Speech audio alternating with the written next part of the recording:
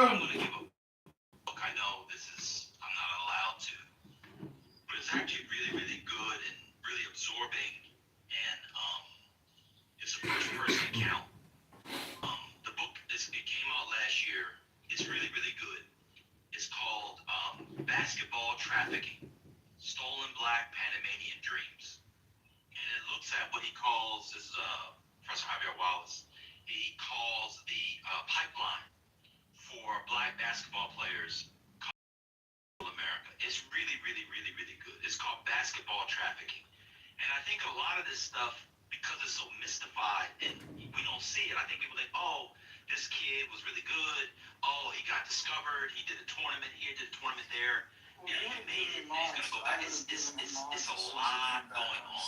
That's why I was when Sweet and them was saying what they were saying. I was trying to understand what they were saying. Let me say this, and I'll go on mute. When I go to the continent, as y'all call it, and some of y'all probably do this too, I get airlift insurance, medical airlift insurance. Anybody else do that? Anybody else get medical airlift insurance? So that depending on where you are, I'm sorry. Is a beautiful place. I said, okay. So depending on many people don't know, many people respectfully, America is, anyway. You get medical airlift, which means that depending on where you are, you can get the help to be able to lift you out of that motherfucker. Because there's no hospitals in the area I'm not that interested can in do talking a to lot Sudan. of You can go basic to Mahdi's and you medical can talk to them over procedures. there. Those people make you smart. And by the way, I get it when I go to a lot of major cities. Their IQ is through the roof, so I don't want to. The idea that they're going to have the NBA. He's in Islam. I'm a Muslim, by the way. I'm a Muslim. You're always asking Sweet in specific countries, and he's talking about yada yada. And like they're gonna be. Do people know that like kids when they get hurt Nobody said that. in high school now are like world-renowned surgeons? The kind of medical care you have to have. Kids in baseball getting Tommy John surgery. I think they probably should. If they don't know what Tommy John surgery is. I thought you were going to get better. Is that just Clearly not. I said slightly. Okay, all right. Go ahead. I was just trying to, make his point toward it. Research shows that men and women speak roughly the same number of words per day. So there you go. I've been proven incorrect. I wonder what it would have said like in the 70s. I'm just saying, I don't think it changed my opinion or the question where this notion that men don't talk a lot come from when men do communicate. It reminds me of how people say, oh, men don't have emotions. But that's a damn lie. Like I see it all the time. Like men do. They get mad quickly. Niggas do behave emotionally. Think about their feelings. Everybody behaves emotionally. Are you guys robots? Do you think that, everybody is the same? Women may have a greater sense of intuition, maybe, supposedly, but not always.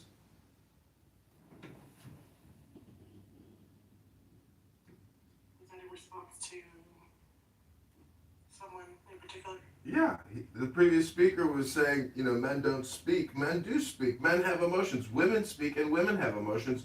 The difference between the brains is social. It's not necessarily organic. It's the environment. It's the culture.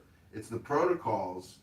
And if a woman acts like a woman, she will be responded to as a woman. If a gay man comes on here and starts using that lisp voice, well, let me tell you, sweetheart, everyone's going to start responding to him with a little different respect. Put some respect on that LGBTQ name, okay? Hello? You're really good at that. Yeah, that's too good. And I feel like that's a real voice. That was actually really good. And I agree with you. That's not my real voice, sweetheart. That's called performative. And that's what all gay men do when they do this voice. It's performative. Hello? Let's go to the Target bathroom, girls. Can you tell us who said that men don't talk and who said that men don't have emotions? Previous speaker. I'm sorry, I wasn't looking at my phone. I'm doing my makeup. I'm at the Target bathroom right now. Hello? Was it Mando? I'll just say yes, but I can't see my phone. I'm doing my makeup. I'm in the Target bathroom right now. Hello?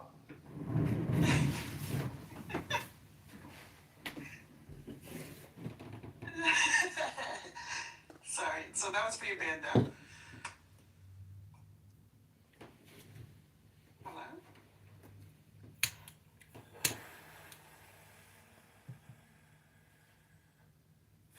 Gays always get brought up. This shit is so weird. Yeah, y'all want us to believe y'all straight, but y'all be all in gay men's the rabbit hole of gay men. Maybe on the whole thing. Oh, It's a pretty snap. cool rabbit hole. It's a pretty cool rabbit hole, I must say. I'm sure you You do. loves it there. Trying to unfollow somebody so I can follow this gay nigga back. I hate this. You hate gay niggas. No, I hate the friends map, like the maximum amount of friends. You know what I'm saying? No, max on friends. Yeah, on Club Deck, is there an easy way to like purge a bunch of friends? No, we gotta do this. I mean, it's a little more. He's a famous person. Better to do. I say friends for life. They're probably Bitcoin bots. Friends for life. One more thing about the female brain, they say that women are closer to God, but what that's saying is women are closer to nature, which is the material world. But it's man, hopefully, who picks up the good book and gains the wisdom of the universe, not just the knowledge of the earth. If you understand what I'm saying, that's the truth of the earth at your birth and your death. Hello? Who? John Kitover? What is your name? John Kitover. You have like a radio voice. Who do you know in this room, John? You know, this is one of yours.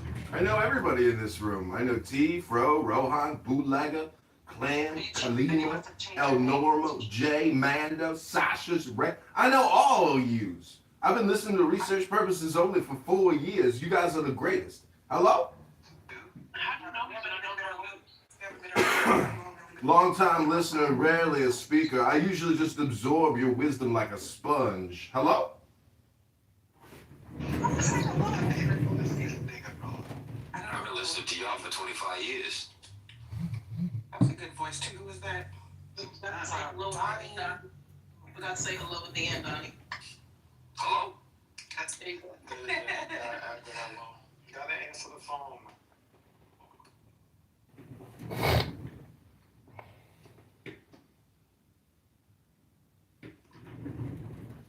Congress, he fucks with us.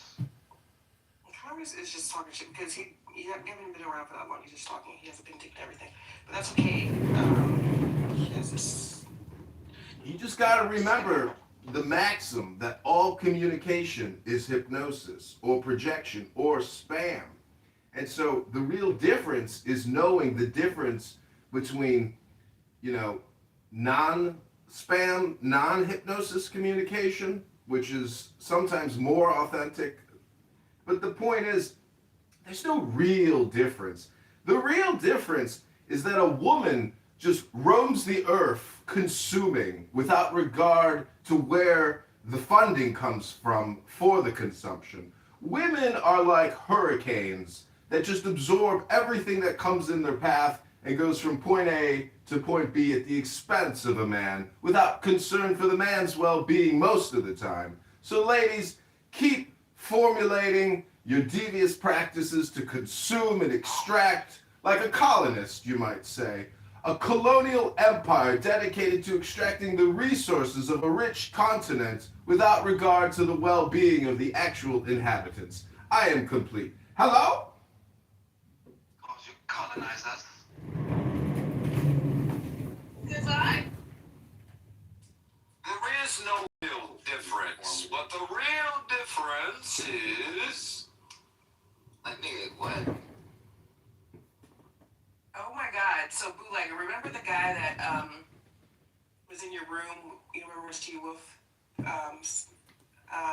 started howling at the moon that night? Remember when She Wolf started howling that night? Get her ass. And there was a guy that was like, "Oh yeah, T used to be funny, used to be cool until recently he started hanging out with all the weirdos, all that shit." Remember that nigga? And I was like trying to remember who he was because his number was, I mean, it was like his screen name was like 336 or some shit like that, you know? Remember?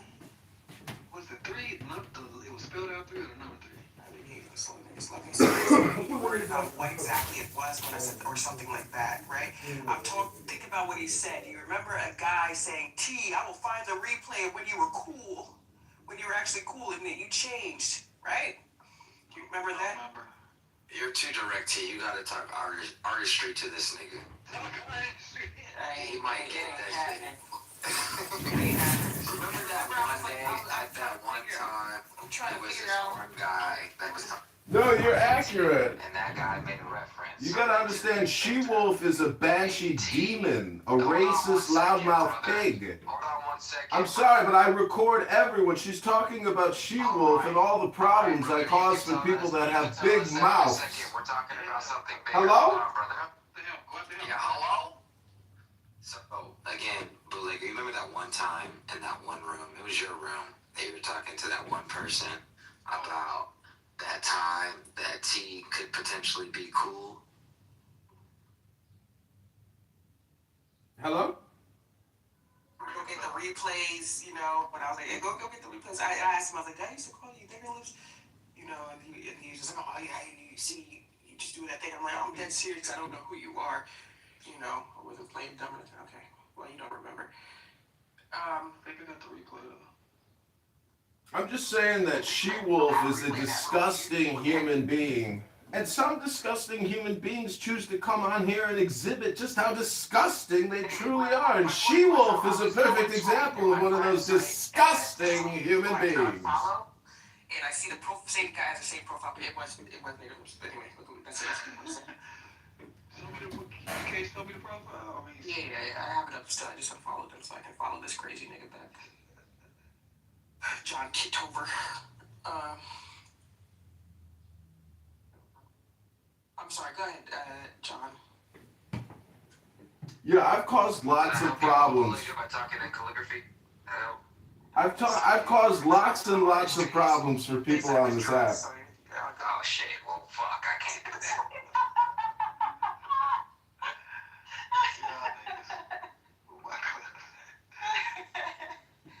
You see, I'm actually a garbage collector. I just go around this app, I record everyone at scale, at mass, using anonymous, and then people come back to my reservoir or my garbage dump where they left everything they said. And then people roast them for being stupid. Not just fools, mind you. I'm talking stupid. And there's a difference between a fool and a stupid person. Can anyone tell me what the difference is between a stupid person and a foolish person? Hello? Dang, it's getting old. So let me ask you this, John. Are you a Trump supporter? Because I just need to see if I need you for other rooms. Trump supporter at all? No, yes? Yeah, absolutely. 100%. Alright. And let me just see. What do you think about that monkey, the videos with the Obamas looking like monkeys? That's nothing. He's the king of the jungle, baby, the lion. And Michelle is a man, that is a trans. And the fact of the matter is, it's not racist, it's natural. And women know the difference between nature and superstition. Hello? And then the guy, and I just opened your profile picture. Who's this man? This is not you. I don't know, I can't actually change I unfortunately can't change my PTR because, but that's me with a set of tits. Hello? That is you. And those are my AI tits. Thank you, Grok, for transforming me. Where are you from? I was born inside Uranus, next to Saturn, in the year 1905. Hello? Favorite drugs? Mama said, I'll try anything once to find out the truth of the earth. Hello? What's your favorite drug? Oh, coffee. My favorite. Nespresso. Oh, incredible. Le crème, they call it. The cream, the foam. Le crème. Is that too bougie, touche bougie for you? Hello? I have no use for it. You know, like, You know, Kanye said, if you can't be used, you useless. Hello? It was nice meeting you. I thought there was potential here. Thank you, and no offense to you whatsoever, of course. All right, thank you, John. You take care now. I hope you discover the truth of the earth. Doing your research. You found some characters today, golly. Apparently he's been around. He seemed like charismatic. I liked his voice, you know, but it's just not funny.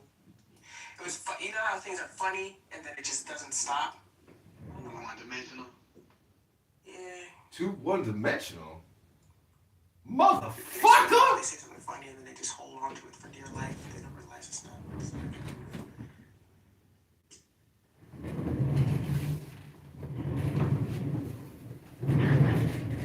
Can't take the smoke. I will not be mocked. I shall not be mocked. What's the difference between a male and female brain? I don't know. I have no idea. Let's see. Let's ask Google.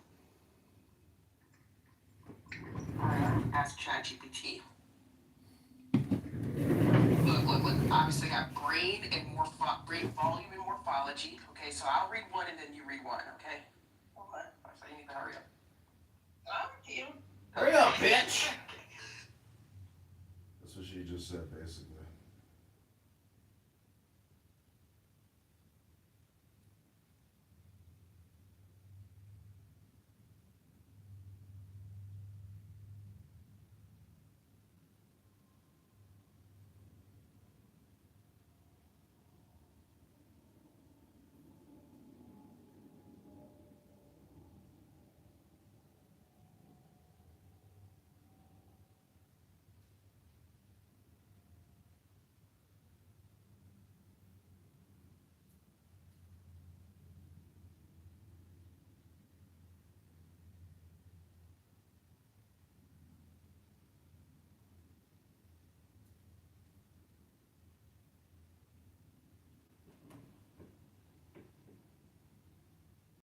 Reza Peravi.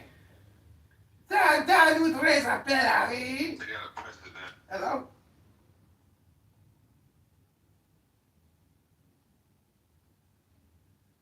Where did everyone go? Oh, you got rid of them, or? Some people got things to do, jobs, books to read, breakfasts to cook, lunches to prepare. Hello? Wonder if I'm gonna kick you out of here. Can I? Hello? Why are you so upset? Hello? Can I kick one of those? Oh, he wants to control the situation. We're not kicking nobody else. Stop asking me questions. I gotta keep going to my fucking. You see that, Coptic? Some people got shit to do, and you want to just sit here and kick people out in your very deep, obnoxious, horrible sounding voice. Can I kick him? I want to talk about my religion and kick everyone. Hello? I've got dopamine to create here. I have to create dopamine, otherwise I don't feel good. And I have this deep voice to talk about Jesus Christ, our Lord and Savior. I will kick him.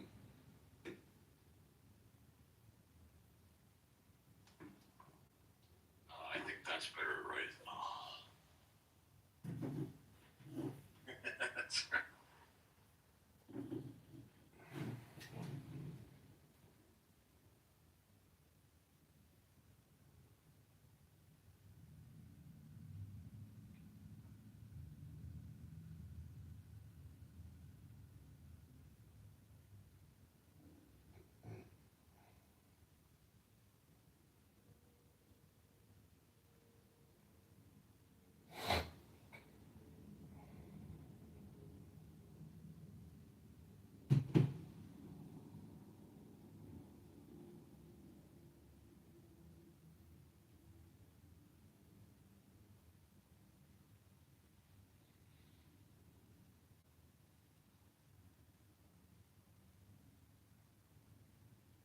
Criticism is about his broader catalog he has a lot of more controversial songs about dealing with Mike.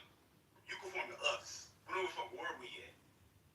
Why you think the biggest K-pop song ever is sang in English?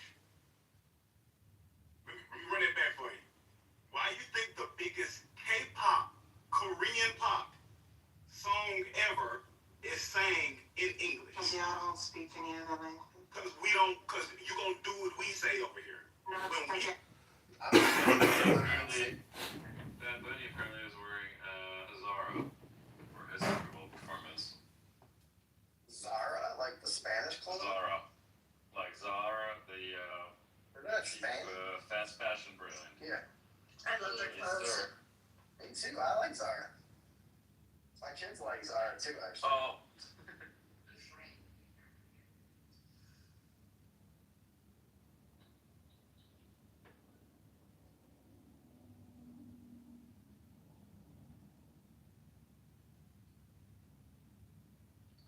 How was the football game that I won?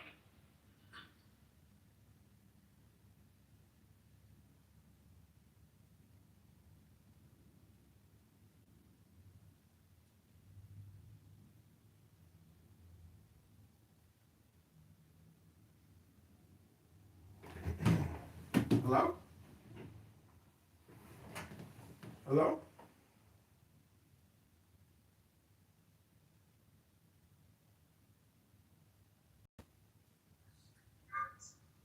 So this subtitles. I didn't. So this guy is not singing in English, and you just have to jump by age. they had subtitles. And by the way, part of the performance was.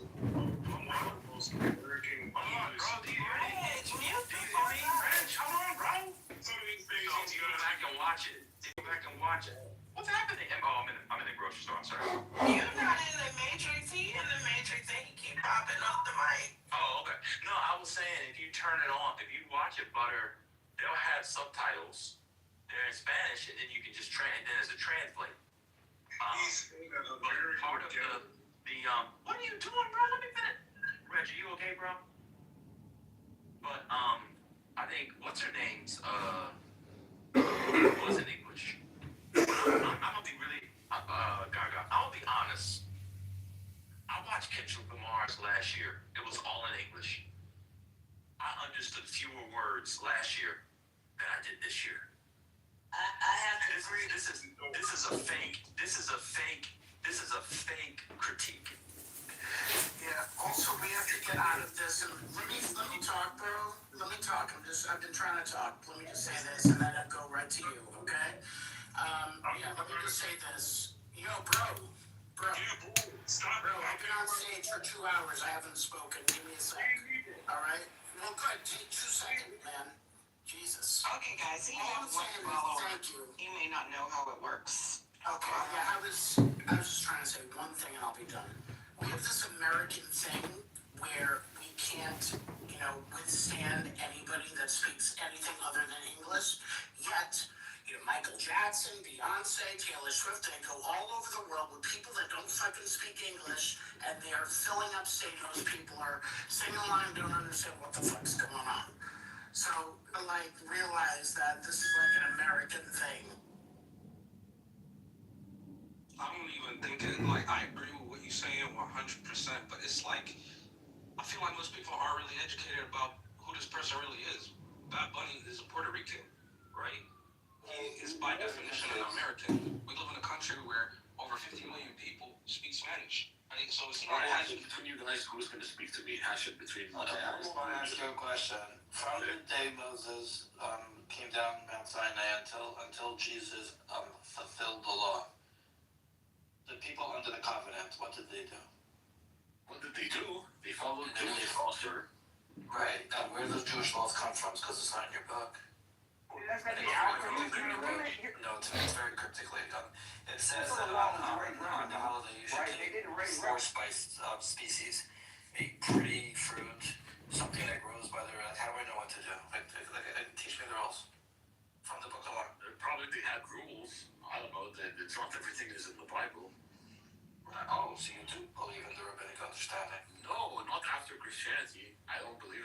that has nothing to do with rabbinic understanding. You just think that God changed his mind. That's the story. I don't believe in the Do rabbinic. fully accept the rabbinic I tradition. don't believe in the rabbinic understanding that's post Christianity. That's not going to be Again, you fully accept the rabbinic understanding, the same one that Jesus studied when he went to Rabbi Elazar ben Azariah, when he studied in the rabbinic schools. You fully accept all that. What you don't, the tension is you think Jesus fulfilled the law. Nothing that you said there, where did you get this from? That Jesus was not they're Christians. Like, where, show me Christians versus saying that, sir. From the church. Wait, are you denying that you studied under the rabbis? I'm saying it's not You're saying he was an ignoramus? I'm saying it's not in early patristic or in the Bible. Okay, so was he an ignoramus? I don't know where he was taught. Okay, but he was taught, right? He was aware of how to keep the laws properly. I don't know why it doesn't say. I have to go by what So you're saying that Jesus didn't fulfill the law? Self-taught. He was self-trained, self-teach. And he was self-teach when he was in here and you weren't understanding all the laws. But are you now calling Jesus a sinner? Are you saying that the Pharisees were correct and he deserved death for being a sinner?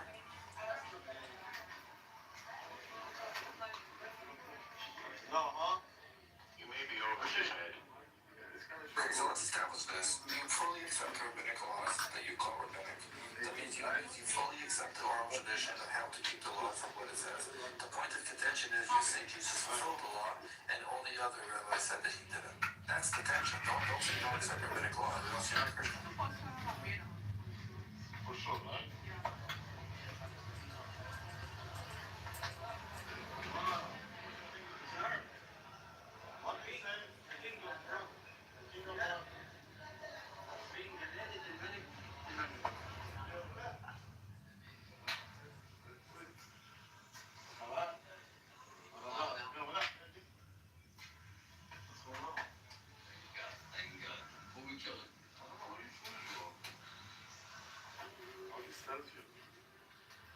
What is it made of? Gold. No, more than anything. How much you think you have? I don't know, you think there's something inside? 1,000,000%. Gold is too soft to hold. I offered you $50,000. He says you're crazy. I want 25 this or not. How much gold you have as is? Let's say you got probably 20K. They claim they bought it 35 years ago and they hold on to it. They did. I mean, Can I give you half of it? Right, so I was away. What was happening here, guys? What was, sorry, I was away for a minute. Okay. You about your religion. You fully accept the rabbinic traditions. I'm a Christian, bro. The church fathers, church tradition, and the Bible. Okay, and if you don't fully accept the rabbinic understanding, then you are calling Jesus a sinner.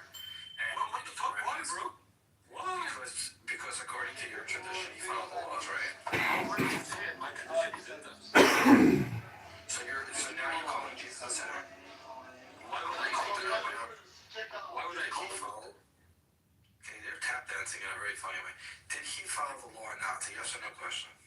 I mean, you will find scripture that says he didn't fully. I mean, it wasn't obligatory for him to follow. So yeah, I mean, at times he did follow tradition to show that he's Jew, right? But at times he didn't show that he fulfilled the law. That's not required anymore. I'll let you take that up with Barth because he's going to call you a heretic. Barth. Okay, that's Art's opinion, but we have different opinions, different camps within the Christian religion. Was Joseph from the house of David? Joseph was from the house of David. Yes, sir. Okay. Does the verse not say you cannot marry a Moabite? What? Does the verse not say that you cannot marry? Do I need to find you every verse? Does the verse not say you cannot marry a Moabite? Okay, and how's that relevant to it? Levites? Moabite. Moabite. Okay, how's that Country of Moab. I heard you say that Levite.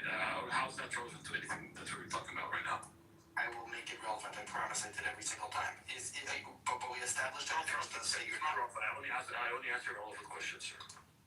Okay, but the verse does say that you cannot marry a Moabite. David's grandmother, Ruth, where'd she come from? I'll answer you, Moab. Square that one. How is Joseph legitimate for the house of David if David's illegitimate Black Jew men coming from Moab? were arrested Figure it out. for Hello? vagrancy. You know what's not fair? It's not true. Barely speak English. She can barely know what's not speak fair? English. The Muslims just automatically the Messiah and they don't even care. But he's not Muslim, he's Coptic. No, I'm saying the Muslims do that. You know, like we don't care. The Quran says so. Yeah, And so what do you fight with them about? But think about it. What could you fight with them about if they just say, well, Muhammad said so? What is the argument after that? There is none. Well, you could talk about the authenticity of Muhammad. What does it have to do with Nameless's argument? Yeah, nothing to do with my argument, but No, it has nothing to do with the argument. I was thinking to myself last night. completely against your argument. I'll explain it to you. If you don't accept the rabbinic tradition of how to understand the laws, then the house of David is illegitimate. The tradition is that when it says you may not marry into the house of Moab, may not marry into Israel, it's only talking about male Moabites, not female Moabites. You cannot get that from the verse alone. That's an oral tradition that explains how to read the verse. You must accept that, or you don't have Jesus. So you are completely forced into accepting rabbinic tradition. What I'm trying to show you is what you can say as a Christian is I believe that Jesus fulfilled the law. But when you say I don't accept the rabbinic tradition, you're throwing out all of Christianity. No, it's not. We stomped on the rabbinic. You know, the church fathers used to burn the Talmud, right? We can. I know how much the Talmud feared the early church fathers and forced different debates and lost every single one of them. I'm aware of that.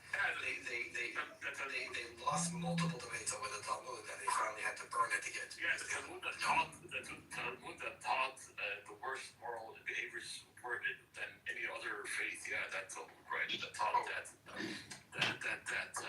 you can slay the pagan idol worshippers, right? Or that you can say that have sexual slavery or polygamy or any of that crap. It doesn't say that. I'll show you, sir. One second. First concede that you were fully. Don't run away, bro. I didn't run away. We were in the middle of one conversation. You have to concede that as a Christian, you must fully accept the rabbinic tradition. You know what I do? No, I accept it. I group on it, sir.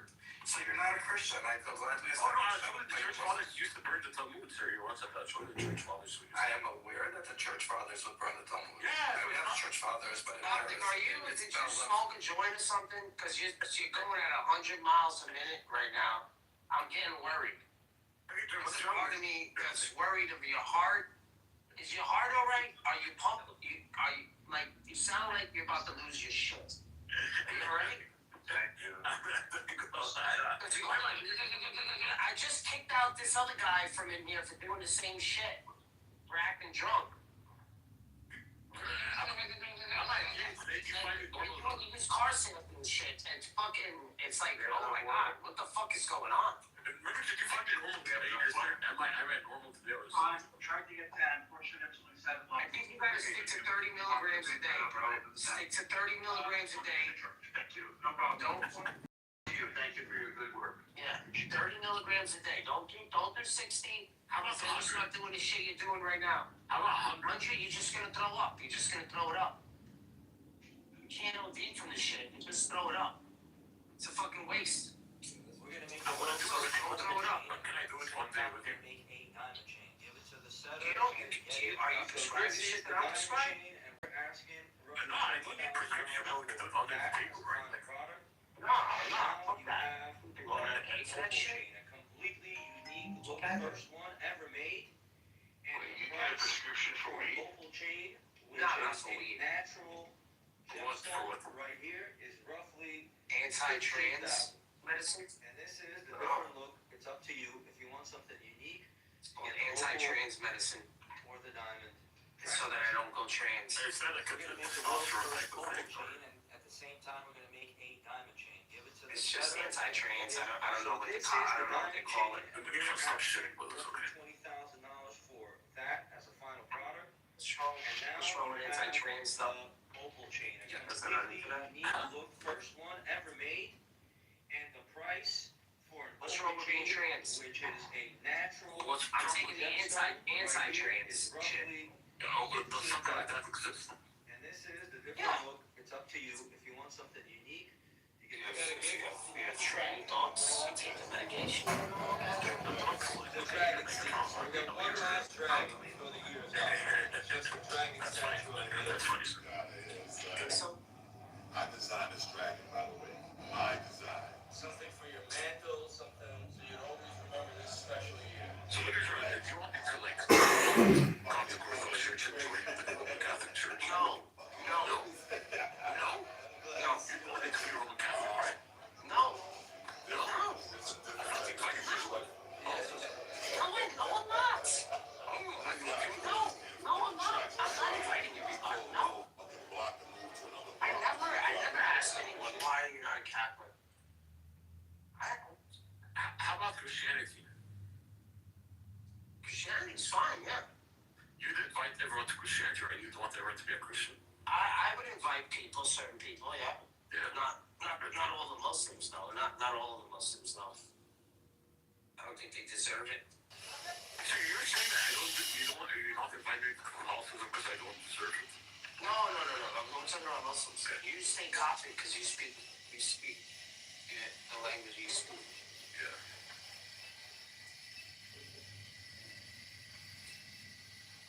I took a shower and came back, so that should mean something. Yeah. More days from the trip. Okay. Any movie down there? Okay. Oh, so that's total 7. Yeah, two like that. Okay, got it. That one? Perfect. Oh, yeah.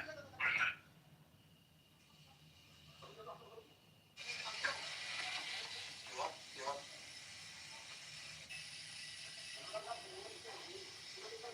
Yeah. See what it is, see what that.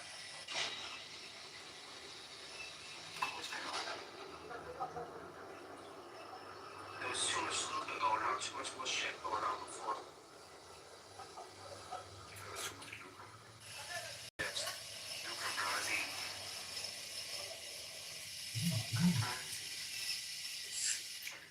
Yeah. You know, something about Clubhouse, it just lets everyone be gangster. And that's kind of cool, I think. It just brings out the gangster in us, like in the most natural way. I think so. Yeah. I think it's good. I think it's a good place when used properly. You know what I'm saying? I mean, I know what you're saying. I mean, trust me, I know what you're saying, American. When it's used properly, it's good. It's good. I don't think that's anyone for anyone to decide how to use. That's the thing. Who are we using? What is being used? Exactly, Megatron. Maybe I can't really see very clearly, Megatron. What exactly is being used? I mean, Daniel out there with his big portrait on display and having that muffin, whatever that is. I mean, he's being that. Yeah, I mean, he's just being. Yeah, I don't know. I don't know what for that. I guess. I don't speak, but I listen and pay attention. And I really do like your contributions. I appreciate that. Thank you, Daniel. Do you think that I look an unflattering image? No, not really. You like it? You like to play with pictures. I mean, that's something. Yeah. I do too. So it's fun.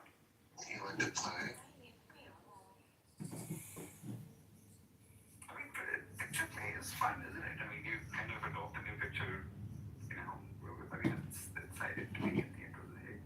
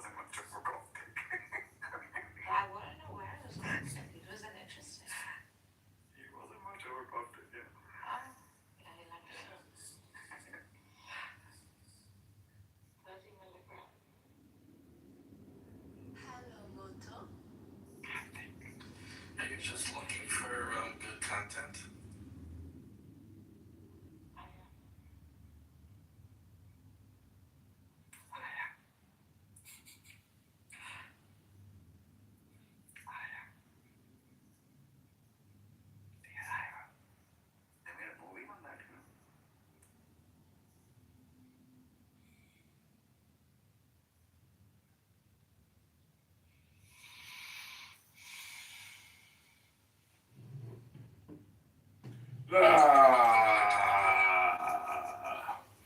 mean, the room title probably needs to, I don't know.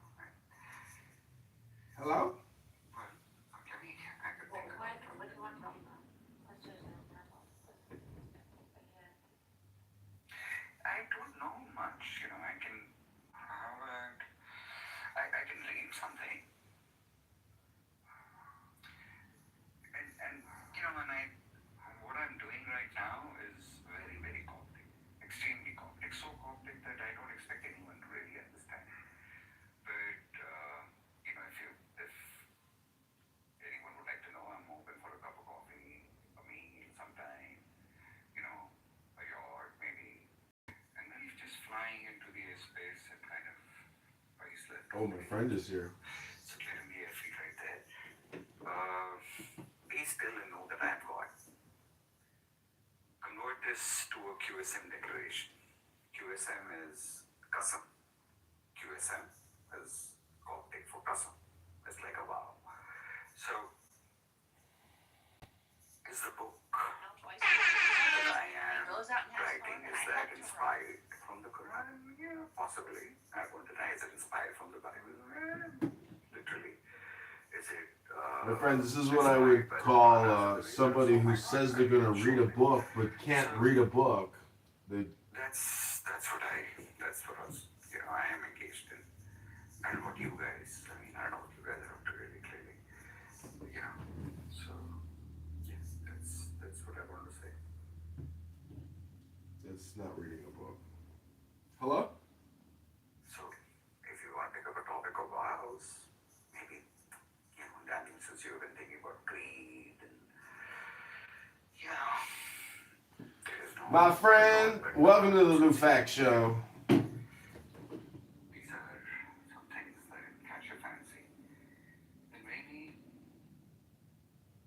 Can you hear me?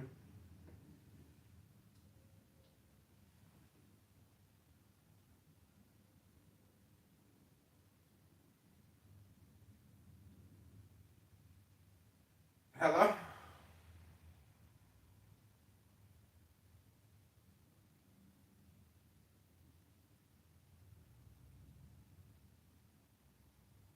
Hello?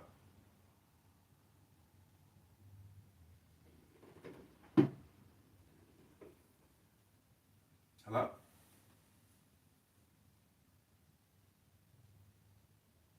Hello? Hi? Hello? Hello? Hello! Hello!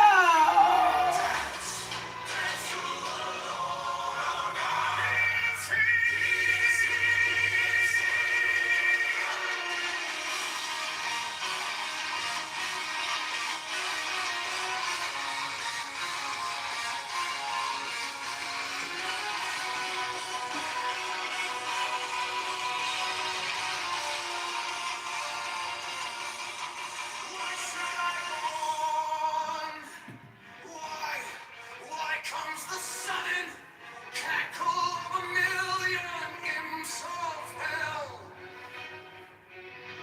And the laughter runs,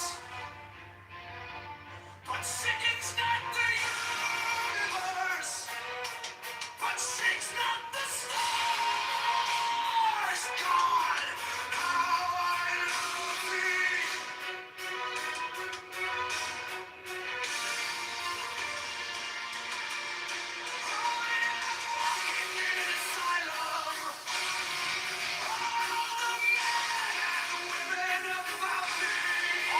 Hello?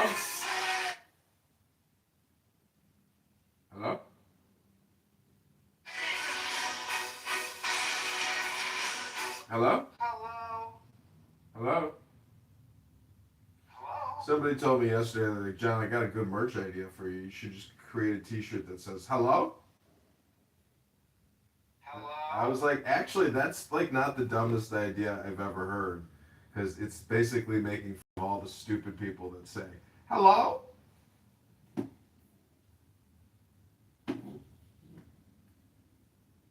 Hello?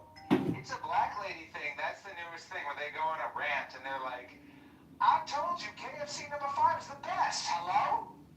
Hello? Hello? I told Popeye's number 1 is the best. Hello? Popeye's number 1. Hello?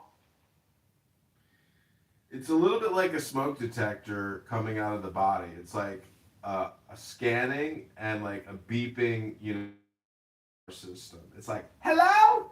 Imagine like 2 hellos out in the forest, 2 Democrats out in the forest, and they're like trying to find each other in the dark, and they're just like, hello? Hello? The other one just repeats back, hello? Oh my God, that would be a funny, Key and Peele skit. That would be fucking hilarious. Oh, shit.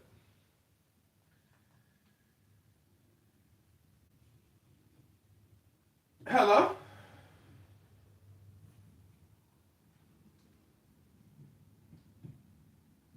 Hello? Well, I went to yoga. And then I'm going to go teach the children's jujitsu. It's kind of funny. You're like training them how to kill. If need be. Yes, it is kind of funny, and it's awesome for them. I don't know. I wish somebody had taught me jujitsu when I was 12. It would have been really nice to have. Yeah, I did karate, and actually jujitsu is far more useful because most scraps always end up on the ground, Yeah, and by the way, I did karate too, but karate, it's all about the kata. Do you remember that? The kata? No. Do you remember doing like a little performance with karate? They teach you. That's what it's called. It's like punch here, high kick, then a low kick, then you spin, and it's almost like a figure skating routine that you do. And you're like, all right, it's time for John's kata, and John did a good high kick. And that was the way that you tested in karate, was you would like do a kata. And if you did good, they'd be like, oh man, your kata was really good today. But the way you test in jiu-jitsu is by just wrestling with a nigga. And that's like, I think, a much more effective test than like doing a kata, Hello? Sorry, brother. I was reading about the transatlantic slave trade and the truth of the earth. So I asked Grok, because I was curious, like, what's the majority of the slaves that came to North America, South America, Central America? Where did they come from, and like how many came from Muslim traders? I was trying to distinguish between. Basically, I'm trying to. How many of the slave boats were Jewish? Well, yeah, that's basically why this is coming up, because I'm trying to show that Muslims had a much more active role in the slave trade than most ADOS are aware of. And it's called the Senegambia, or the Gori Senegal. And that's over 1 million people were brought into the West by Muslim rulers in what was called the Wolof states. But my question is, how do we know these other kingdoms, like the Congo Kingdom, or the Dahomey Kingdom, or the Bani Calabar Kingdom, the Bida Biafra, or the Asante Empire? How do we know that these people were not influenced by Muslim or Islamic law? Because all of this stuff is permissible under Islamic, Shia law, or so. Whether it's marrying child brides, enslaving people, etc., like their laws have never been updated, which is the craziest thing in the world. Because in Saudi Arabia, all these other, 30 other Muslim Sharia law countries, the laws from the 1500s are the same laws today. Is that not clown world? Hello? Hello? Hello? My shit cut out. Well, what I'm saying is the laws of the 1500s are the same laws of the 2025s for these people in all these Islamic Sharia law countries. Like, their laws are the same. I know, it's almost like they haven't joined the modern age. Hello? Yeah, hello? It's like they're not even like real people. Hello? Well, the standards are crazy. Like if the Bacha Bacha boys, humping the ground, flashing their booty holes to like grown men in, Islamic Sharia tents. I mean, that's 1,500. But it's like, hello. Anyways, But that's normal over there, isn't it? Hello? it's a different. It's a very crazy, world because like in America, everything is technically done sober. You know what I'm saying? Like your whole life, college, everything. Like you go and the whole thing ends up being like law and politics and finance, and then medical industrial complex. This is the irony of the West: is you may be a very powerful, wealthy person, but you're so liberal, left, and woke that you decided to get double boosted, triple vax, and now your heart gone out. And so you thought you were doing everything by the books, but in the end, you're gonna get duped, tricked, somehow, some way. It's like almost impossible not to essentially lose it all when you thought you had it all. Hello? Get it, lose it all. Get it, lose it. What was I gonna say? Did you hear that Imane Khalif admitted to being a man? No. Do you know who Imane Khalif is? No. It was the woman who was in the Olympic. It was the man who was accused of being a woman in the Olympics. Do you remember this at all? No. Well, there was a woman. There was a man pretending to be a woman, and everybody was like, "This is a man," but then everybody else was like, "No, it's not, and you're a piece of garbage, and fuck you, and how dare you say it's a man?" And then 3 years later, she's like, "Yeah, I was a man. I've always been a man." So that's where we're at. I think it's funny to to do another skit here. Oh, hold on, we got a campaign advisor calling in. Hello, what up, Max? Hey, the Trump vaccine saved my life. Oh, stop texting me. The Trump vaccine saved my life. The Trump vaccine saved your life too. Oh my God. No, I was talking to a friend and I thought of you. It's like there actually might not be conservatives in Chicagoland. What's so funny is it's like if somebody's gonna text me back and beg me to please stop texting them, like why are you wasting your time writing me a paragraph about how I'm wasting your time? Like you're wasting your time. He's gay and I think he's got a crush on you. And he wants different kind of text. And he's like, why would you spike your cortisol like that? I don't get it. Yeah, I heard the COVID-19 spike particles cause an adrenaline rush, which is what's giving people the myocarditis heart attacks. Makes a lot of sense. No, it hasn't. You sent me screenshots of him texting you to stop texting you like 10 times. I know. John! It's like, dude, Hey, good to see you. I don't want to be mean, but like I could just say like, could just please block me. Like I hope you know that like I'm indiscriminately even texting you. I don't, I just click. I spam everybody. Hello? They don't really. I don't like. Do these people not have never worked in sales? Some people, the thing is, this is my main argument, is that if you're not from America, that means you are ESL. And what you're actually doing is always trying to practice English. That's your whole life now. That's Adam. I think Adam's ESL. Yeah. Is he not Polish, I think? Yeah, I don't know. Who knows? But that's my point, is like, have compassion on the ESL because they don't have what we have. Hello? Oh, I agree. I concur. ESL, yeah. You're also talking to my friend in Maine who has done a lot of political organizing and petition work, etc. Nice. Some of my friends are Maine political bloggers. You know, the Voice of the People blog. I don't know that, but that's cool. But we've spoken before, Max. The Zen. Yeah. No, this is Zach. Zen's another guy. Oh, wow. Well, Zach, good talking to you. Yeah, me and John were talking about the struggle. Well, Maine's a pretty blue state, too. And by the way, John, Maine has the same rhino problem. Like, Maine is very similar to Illinois, where the Republicans are basically Democrats. And, like, all of your political elites are cutting deals with like effed up countries and corporations. Very similar situation. Yes, that's true. The Central Maine Power Company, I believe, is owned by a Spanish billionaire oligarch. Yeah, and also aren't the Chinese and the Indians buying up all the marijuana something that's a big deal? Yeah, Chinese marijuana, we know about that. Marijuana Chinese. And then also something with Susan Collins' family, sketchy. And then you're the head of the Republican Party in Maine. He was part of the Boston bombing cover-up. Oh, really? He was a Boston cop that was part of that. Billy Bob Faulkner? What? Who are you referring to? The head of the Maine GOP. I forgot his name. Okay. I've talked to him. He's a fool.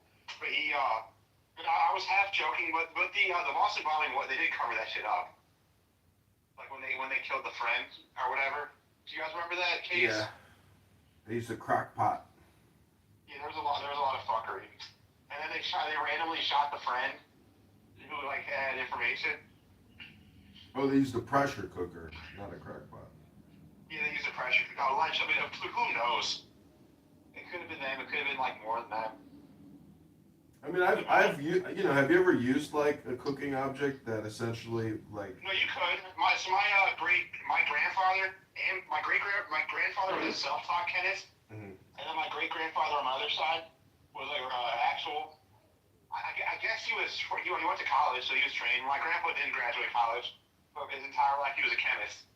And my great grandma would make bombs. It's easy. Like you can easily make a bomb out of a pressure cooker. You know what else makes a really good bomb is eating garlic sausage pizza with a chicken what was it called? Anyways, I'm just saying I have got to take the Cosby kids back to the beach and the truth of the earth. John, you're I think we got to talk more about making bombs considering your audience. Bomb, bomb, bomb, bomb, bomb-a-ran. Bomb, bomb, bomb, bomb, bomb-a-ran. Bomb, bomb, bomb, bomb, bomb-a-ran. Bomb, bomb, bomb, bomb-a-ran. You know, people who want regime change without the bombs don't know how to eat an Indian buffet dinner. That's what I'm saying. Unlimited Indian food? You want to create a bomb, just go to an Indian buffet. Yeah, Sunday. Let's do it. Oh, man. First you go to the Indian buffet, then you go to King Spot to release the bomb, so you don't have to clean up afterwards. And then you just get in the sauna hot tub and you wash your ass in the hot tub. You don't actually even properly clean yourself. Do you know there's a hadith about Muhammad where he takes his shit and he just lays back down and keeps eating food and somebody comes in and they're like, hey Muhammad, they're like, you're not going to go wash your hands after you just took that big shit? He's like, no, why would I? He goes, well, you're not going to go to the mosque and pray? He goes, why would I? Yeah, that's my guy. Muhammad doesn't need to explain his fucking washing his hands with Melinda Out Gates. here, your bullshit. I had a nice long day. I'm laying logs, and you want me to freaking wash my hands? Just come on, man. Dude, the hadiths are hilarious. We're going to come up with a new Muhammad movie, actually. I need to see if Sora will let me cast myself as Muhammad. Or you just call it like Muhammad. Or Jew-Muhammad. How come no one's ever done that? Jew-Muhammad, the movie. Jew-Muhammad? A Jewish Muhammad. They're hysterical on social media, but it's an actual play. It's called Slam Frank. Have you seen that? No. Oh, so they're Jewish, but they remade Anne Frank to cast her as like an Afro-Latina non-binary person. They said there's too much whiteness and they're trying to get rid of whiteness in Holocaust narratives. It's so funny. But you could do something similar. Well, I've got all these F words. I've got all these F words reaching out to me right now about the campaign. I think it's because yesterday I was roasting people. I think Zach could be a major asset to you. He's already helped me with the campaign significantly. Oh yeah, and you're giving Zach, you're not on the ground in Illinois, but John's campaign really has shifted the culture, and I'm not just saying that. You are the Colonel Kurtz of Illinois politics, John. Colonel Kurtz. You're in Apocalypse you are in their minds. It's true. It is apocalypse I'm now. not even kidding. Yeah. I mean, Kirk Heidner just came out today, said he won't accept any salary. He's going to donate his entire salary to charity. No, he Wow. will accept the salary. He said he's just going to give it to charity. Wow. Like, I give a shit. I want to abolish charity. Don't you agree with me on that? Like, non-for-profits is too much of a scam. In Illinois, it's the biggest scam going. And I know. Did you know you can't use a political party in the name of your nonprofit? I didn't know that. That's I want to abolish non-for-profits. It's ridiculous. I know a lawyer. All of our property taxes are higher because of it too. They don't pay property taxes. I know a lawyer who took his entire career, all the money he made as a lawyer. Guess what he did with it? Started not-for-profits. He put it in a non-for-profit. Why don't people that start churches? This guy has avoided the law for, once he got out of the law, he literally got out of banking in his name. He only banks in the name of his nonprofit because he knows that the other lawyers can't seize those assets. Yeah, they can't. No, he's a genius. And it's untaxable, and you could build, the church, I'm there, we're pro-religion. But like they need to reform that too, because I know a lot of people that abuse. Like I think Kim Kardashian's mom started a church technically to avoid taxes. You know that Kim? Yeah, God, the mom has a church. It's bullshit. And like my ex's uncle has a church, and they can just build property on the land. Darren Bailey has a church, and a bullshit school. There was a guy on X Spaces saying how his entire life he's never paid income taxes. I'm like, I'm not so sure that's the kind of thing you want to come online and start prophesizing about. But he claims because he started his own church, he's never paid income taxes. Well, there's a great TV show, Trust, about John Paul Getty, and there's a great scene. I'll send it to you, where he kind of shows how he, because you need more than one thing. He's got himself. He had a business. He had a not-for-profit. There's like different. There's like the 501. Your IRS. There's like the 501(c)(3), and the 3C3. Is like a lot of times they just create a maze, and so he has it worked out that his business, quote unquote, was never profitable. And all the profits would go to the non-for-profits. And there's just so much shit you could do.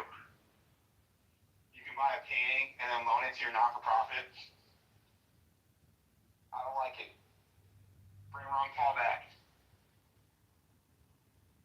He's still alive. But like, what happened to his movement? I was talking to my friend about that earlier today too. What happened to like the audit the Fed? I was looking. I think it was Grok that told me it was talking about like what the national debt will be in the year 2030, 2035, 2050, and it's only going up. And so Elon says that we're absolutely 1,000% going bankrupt. And it's like, dummy, we're already bankrupt, you fucking idiot. We're just bankrupt with guns. That's it. The only reason why we're because we're military. But then you know what you become? You become the mafia. We are the mafia. We literally are. We're the mafia! $30 trillion. Oh my God, we're part of we're trying to get into the mafia. What do you mean I'm in debt? What do you mean? The political mafia? Debt? What debt? No, these are assets, my friends. There's a lot of Russia is really breathing down your neck. You don't want protection? We'll send some ships by. That's true. You give it to Venezuela. You give us some oil. We'll let that broad be chancellor, okay? Yeah, it's just how much of a joke, dude. What a joke. But I'm saying, like, the Ron Paul movement, they just all gave up. Half those guys became Bernie bros. Yeah. That's the scariest part. I think more Ron Paul people are Bernie bros. And then, like, Trump people.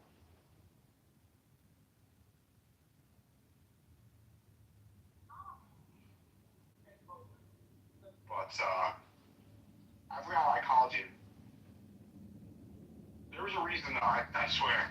LaHood just came out and he made comments about the vaccine. He says now he's rethinking things, and I think it's also because of Pritzker taking us into the World Health Organization. I think it's because of you. Because you've been like calling him out for being a pro-vax. That's what I'm thinking, dude. That's what I'm saying. So too. You branded him as the pro-vaccine guy. Isn't that hilarious? Darren the Hood vaccine. Everybody keeps seeing it. What's this Darren the Hood vaccine shit? John Kitover. Dude, I psyop this motherfucker. Colonel Kitover. Who runs the Hood? I run the Hood. Who's infected the Hood's brain? I've infected the Hood's brain. This motherfucker right here. You really did. He's my fucking bot now. He is my avatar. You're his son. I mean, he's your son now. Well, I live rent free in his head, is what I'm saying. You know, I control his brainwaves. Hello. Because you have 30 accounts just doing this kind of shit. Like, it definitely went to his head. Yeah. And I sent you a line on Jen. It's like, oh, he must run a bot farm. How funny is that? Yeah. Isn't that funny? He does what he does, but the thing is when I was talking about she. I was talking about line on Jen. Oh, she's projecting, is what you're saying. No, it's intrigue. It's like you're Colonel Kurtz. It's hysterical. No, she was talking about Terry Newsom, not me. No, she's talking about you. I don't think so. No, I know for a fact. And she's the one that I saw her at the Chicago Flips Red event, and she was staring at me. It was the creepiest shit ever for like 10 minutes. And I'm like, are you okay? Like, is something all right? And she's like, you said something mean to me on Twitter. Oh, really? Like, I'm a real human being. And then like 5 minutes later, she was asking for my number and wants to go out. Really? Yeah. This was like a few months ago. See, that's like a perfect example of psychology, and it's a little bit like the pickup artist when he like insults the woman, you know? I think all of these women that hate us want to bang us, and I know this for a fact because they all, like, it's a pattern. It's like months later they always message me. Like another one that has been like saying the nastiest thing about us. He messaged me like last week, or maybe even like last night, being like, I was wrong about you and Joe Severino. Yeah. I'm doing work on this. Here's my number. I'm so sorry. Like, that's happened to me like 5 times. Dude, I love how like petty the beef is. It's so stupid, but I love how like it just keeps going and going and going, and every comment I'm just like, vote Joe Severino. Even like, and there's just like nonstop posts about like cheering that he's been removed and his appeal is lost, but it doesn't. The words are important. It's almost like a code. And that's why it's also, I think it's important to use like the same translation. Because there's different, small but important differences. And a lot of it's just like stylistic. Like Psalm 23, I've heard like, the Lord is my shepherd, I shall not want. But I've also heard like, the Lord is my shepherd, I shall not lack. So it's like a lot of small differences like that. But that's why I wanted to use. I would like, it's really a shame like how many, like the reason why I kind of stepped away from Judaism in my teens was because I had a bad rabbi, bad congregation. Danny, I'm just trying to tell you that we want you to get what you're looking for, but there's actually a way to get what you want without doing anything, and that's Torah. Torah is a way to essentially reverse engineer everything, no matter what it is that you want to achieve. And I would say that it's a little bit like love. Basically the same thing with love, meaning that like the moment you stop looking for love is when you find it. So we're just trying to get you to reverse engineer and psyop yourself, because Clownhouse will psyop you if you don't psyop Clownhouse. Does that make sense? Yeah, psyoping me. And if you're Jewish, you're a mishpacha, so we just got you, period. Did you say family? What does that mean? Family? Family, yeah. Like Vin Diesel and Yiddish. family. And Yiddish is more German than Hebrew, so it's not even a real thing. But all Jews are family, we gotta stick together. And a lot of Jews get misguided. 80% of the Jews want to stay in Egypt when it was time to leave. Well, we all are family. And I support whatever you want to do with your life. I support it. Like if you want to be on Clubhouse all day, John or Danny, go for it. But yeah, my perspective is you gotta be careful. And John, you're doing really good work filming everything. Thanks. You have no idea like how that might come into play like 20 from now. When one of these clowns is actually running for president. It's more than that. I'm actually, in a way, like recording a cacophony. I'm actually a garbage man. I realize this. I go out and I gather as much garbage as humanly possible and put it in my landfill. And that's the whole business. And people are getting stuck in my garbage trucks and getting dumped in the landfill. And then they look back and they say, shit! Yeah, they're like the dolphins and the tuna. They weren't supposed to be there. I do terraforming, technically. That's my specialty. Yeah, no, I agree. But I gotta go. Man, pleasure meeting you, Danny. May God be with you, Yashakoa. Yashakoa. There's a bunch of songs where they basically talk about, and it's the end of the Amida, where like we like, you know, Amida. May all the people against you like be revealed so God can destroy them forever. Ooh, Rabbanu Shalom. Yeah. We don't like the ops, no ops. Prayer. Sorry, Danny, what was that? Isn't that a prayer? The Amida. Yeah. It's a prayer we say every day. Every day. And that's how we end the Shemona Esrei. It's awesome. Rabbanu Shalom. Exactly. And then also my favorite song, one of my favorite, I think it's 92, where it's a fool cannot comprehend this, a boorish man may not know, but when the wicked thrive like grass, it is so that they can reveal themselves, and then God can cut them down forever. Rabbanu Shalom. There are followers of the Rebbe who say that saying Rabbanu Shalom is extremely useful. Think about the first thing that God did is He spoke the world into existence. Words are very important. Rabbanu Shalom. And God said, let there not God waved His hands, whatever. Let there be light. There are followers of the Rebbe who say Rabbanu Shalom up to 1,000 times per day. Rabbanu Shalom. There are followers of the Rebbe. 1001. Rabbanu Shalom. Shalom. There are followers of the Rebbe who can recite 1,000 pages of Talmud by memory. Rabbanu Shalom.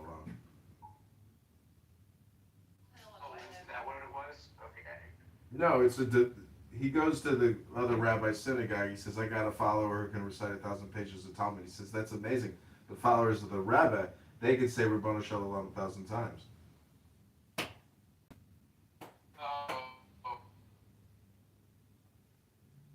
That's like my favorite. Do you know the one? Did I ever tell you the one about the monk who, and then, yeah, I muted to cough. There's a monk who is sitting meditating, John, and then the shogun is conquering the countryside. Have I told you this one? Hello? Hello? Did you know that there are followers of Aunt Jemima that can say hello 1,000 times a day? Hello? Rabbanu Shalom. Hello is their way of saying Rabbanu Shalom, but please proceed and tell us the story of the guy meditating when the shogun was conquering the land. Well, it's a good story. It's quick. There's a monk who's meditating on the mountainside, and the shogun comes to conquer the country. And the shogun puts his sword at the throat of the monk. And the monk is unmoved, unfazed. And the shogun is holding his sword at the throat of the monk, and he says, why are you unafraid? Don't you realize that I am a man who could cut off your head without blinking an eye? And the monk says to him, don't you realize that I am a man who could have his head cut off without blinking an eye? Anyway, then he cuts his head off. So that's a very good story. Apparently the future has a soundtrack. As I was saying, a time will... One day you'll send your messages faster than a racing camel. I forgot how to sing the end of the Amida. I could only figure out the beginning.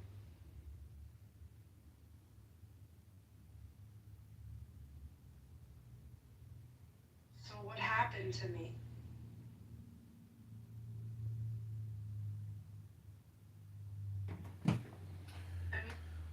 I and Jemima too.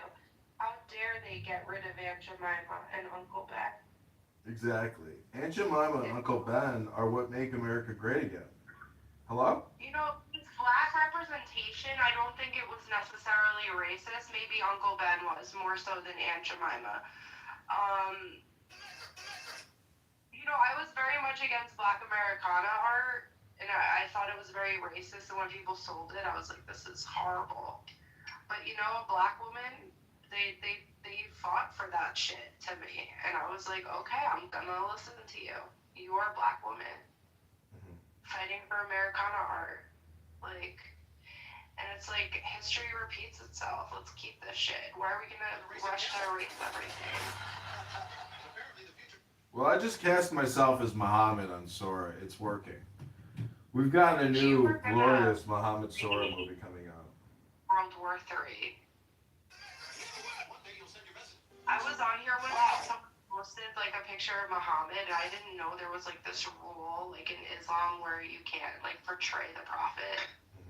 And I would have got myself in a lot of trouble because of my ignorance, and you know that just seems to be a cycle that repeats.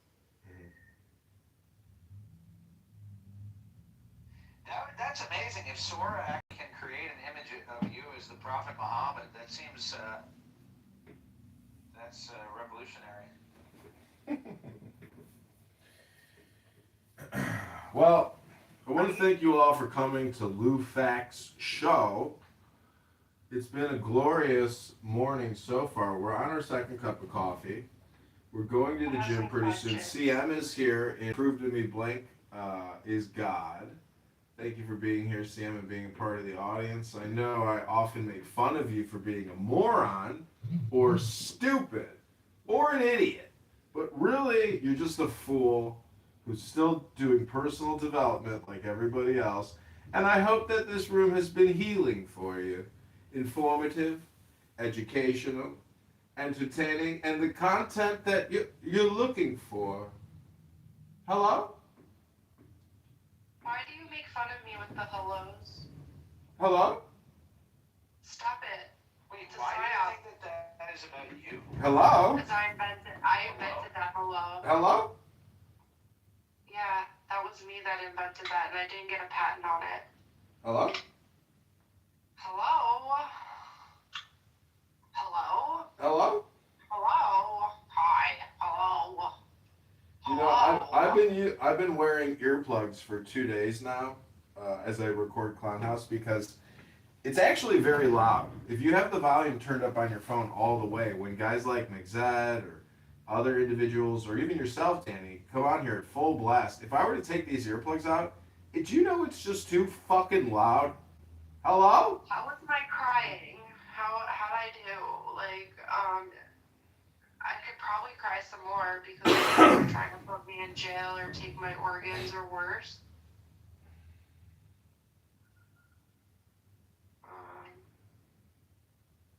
Hello? Do you think if I met Zach, he would have took my organs?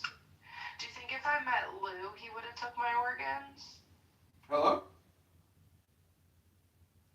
I fucking get all up in them organs. Ooh.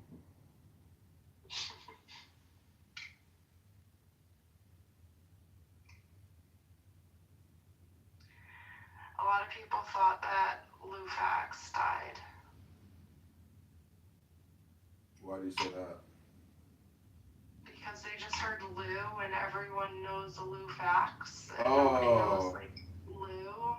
They didn't know which Lou. Yeah, like, nobody knew, like, so, like, when people would say it, they'd all be like, Lou Fax. And only, like, some people knew, like, the other. So is he fake dead, or is he really dead? Hello? I'd like to say something briefly if I can. Hello? I would like to say moving through dullness of heart requires you to work with it. Work with your own dullness of heart.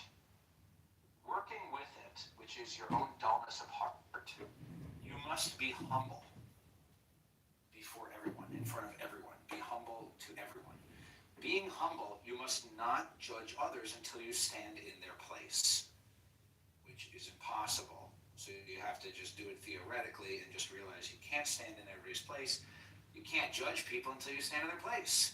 And remember this, there are those whose situation surrounds them with illicit delights and places them in constant temptation. And there are those in whom temptation burns like a flaming fire. And we cannot know the fierceness of their struggle to resist their temptation. For the inclination toward evil is unique to each of us. Therefore, weigh and examine your own place and measure your own capacity to pass this test.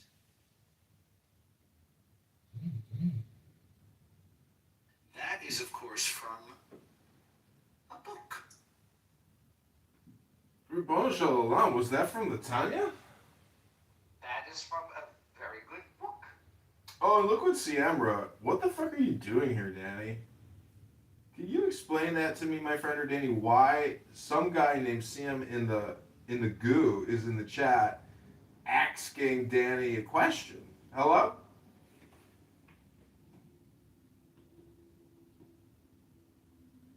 I'm here to sing the Amida. CM, I think, could benefit from time spent reading A book? a book. Okay, Danny, go ahead. Let's hear the Amidah. Let me get my tachlis and my tefillin out. Hello? Am I gonna break Jewish laws if I sing it? I'm gonna break glass and eardrums, so I won't do it. Plus, I forgot the ending. That's probably divine intervention. You know, someone was saying llama, and I kind of lost my mind on that. Llama with the half Torah and the less the pa. No, my half Torah. You know, when I lost my mind, I did that. All right, well, the great thing about reading a book, as opposed to just listen to people schizophrenically just chat off into the ether, is that you focus the mind, focus the attention, focus the awareness, and focus the presence, and focus the intelligence, and focus the task at hand. So, without further ado, ladies and gentlemen, I give you the John Kitover Experience, candidate congressman running in the 16th district to defeat and unseat Darren LaHood, the rhinologist, vaccinologist, super bar, super spender, super debt creator. No, call him Darren Vaginal Hood. John, just give it the smile. Got it. Hi, when I need a pic. Vaginal Hood. Putting out all these Sora videos. I think Sora is what is my best chance at significant monetization and notarization, because they're that good, and the algorithm is picking up on it on YouTube, and I'm getting 5,000 views of video, which has never happened before. Oh my gosh, I'm so scared. I hope 5,000 people don't listen to me. Hello? Oh, fuck. Hello? How long did you hear? Let me help you focus the mind there. You can sit with CM at the little kids table. I know you two seem to get along, and CM likes you, apparently. So you two sit at the little kids table for a little bit while the adults over here continue to enjoy their adult conversation. Aw, Danny left and she couldn't get her dopamine in. But Danny wants to get her dopamine back. See, this is why Danny... You see what's happening here, my friend? Go, Danny, get your dopamine back. Hello? Oh, hello. Why'd you kick me? You didn't hear what I said? Hello? I didn't hear what you said before you put me in the audience. What was I talking about? Hello? Well, we were talking... My friend Max earlier said that he's got bad ADHD and that you've got bad ADHD. So I was reading about the Epstein files and stuff, and like, you know, there was this Russian lady, I guess she lives in America now, and, you know, she was telling Epstein how smart the Jews were. She was really gassing them up, and I was really confused at this whole email. And she's like pushing him to do 23andMe. It's really weird. And she's like, my boss, he's so smart. He's 100%. I think this is a psyop. Danny, how many times have you brought this up today? It's a fucking psyop. No, but how many times have you made that particular point today? Because I put it up. Did you see it? It's fucking weird as I fuck. saw it the first time you mentioned it. I looked it up immediately the first time. How fucking weird is that? I guess it is kind of weird, but I think that it was addressed at the time. Okay, I don't want to hear any more repeats. So, repetition is technically, you know, what is it called? Repetitive, or okay, there's another word for, you know, repetition. God, what is it? When you just have too many things. When you do a merger of two organizations, you get a lot of overlay, which is called, it's got a word, it's got a name, and that's what we're trying to elucidate. Look at CM. I've read more books in a year than you losers have in your life. Oh, poor CM. My friend, when will... Hey, invite him up on stage and let's read. He doesn't come on stage because I record. Let's do a reading. I'm about to read a book. That's what I've been trying to get to. I did one of my favorite readings. I can do another one. Yeah. See, this is the kind of leadership this house needs. Please proceed. Let's try to remember. He's gone. What a fucking piece of shit. He's gone. He's a piece of shit. But we don't have to worry about him. The whole point is our brains and how we treat our brains. Hello? Okay, well, this is called your inner Moses. Every person contains a capacity called Moses that allows them to bring the knowledge of God into the community. Some people contain more Moses than others, and these can teach people to know God. They will remain among us until the Messianic era, as it is written, then they shall teach no more, for they shall all know me. But such knowing is only in the mind, and your body too must feel God's presence, and this no one can teach you. Only your own effort can achieve this. If a person says, I have labored and I have found, then you should believe him. To achieve this physical knowing of God, you must first control your drives and refrain from actions that obscure the light of God. Then you must arouse the imagination and feel your body afloat in the infinite spaciousness of God. This must be done for long periods of time. How long may differ with each person.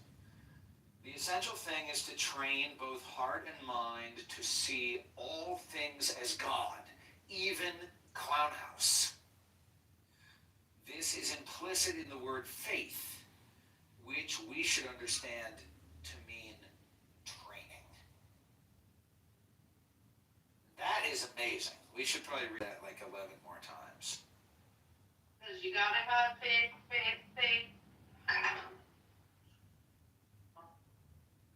Wouldn't that be crazy if all prayer, like in Hey, all, guys. Wait a minute, I'm talking.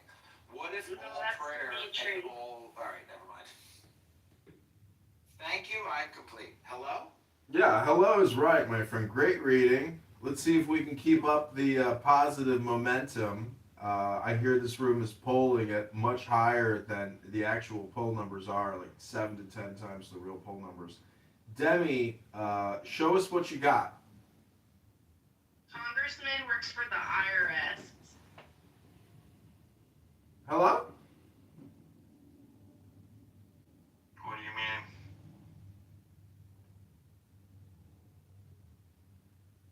Reminds me, I gotta Hello? actually Is this thing on? reply to the IRS shortly.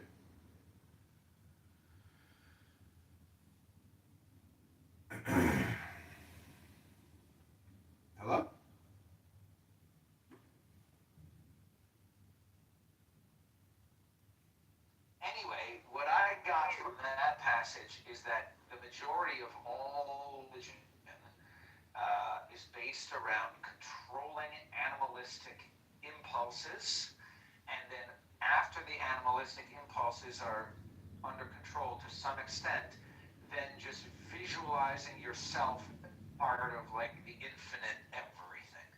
So that's what religion is. It's about controlling the animalistic impulses and then visualizing yourself as part of an infinite everything, and that's all that it is. Hello? Hello. Hello?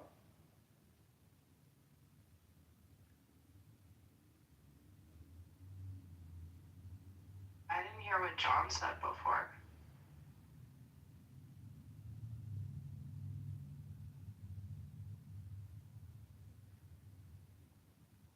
I need to sleep.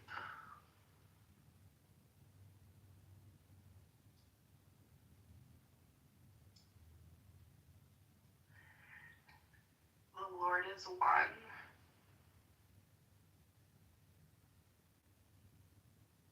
Damn. They completed the investigation of my complaint against the Treasury, aka the IRS, and the employees. And I have 30 days to request a trial. And they will pay for the attorney, which is wild.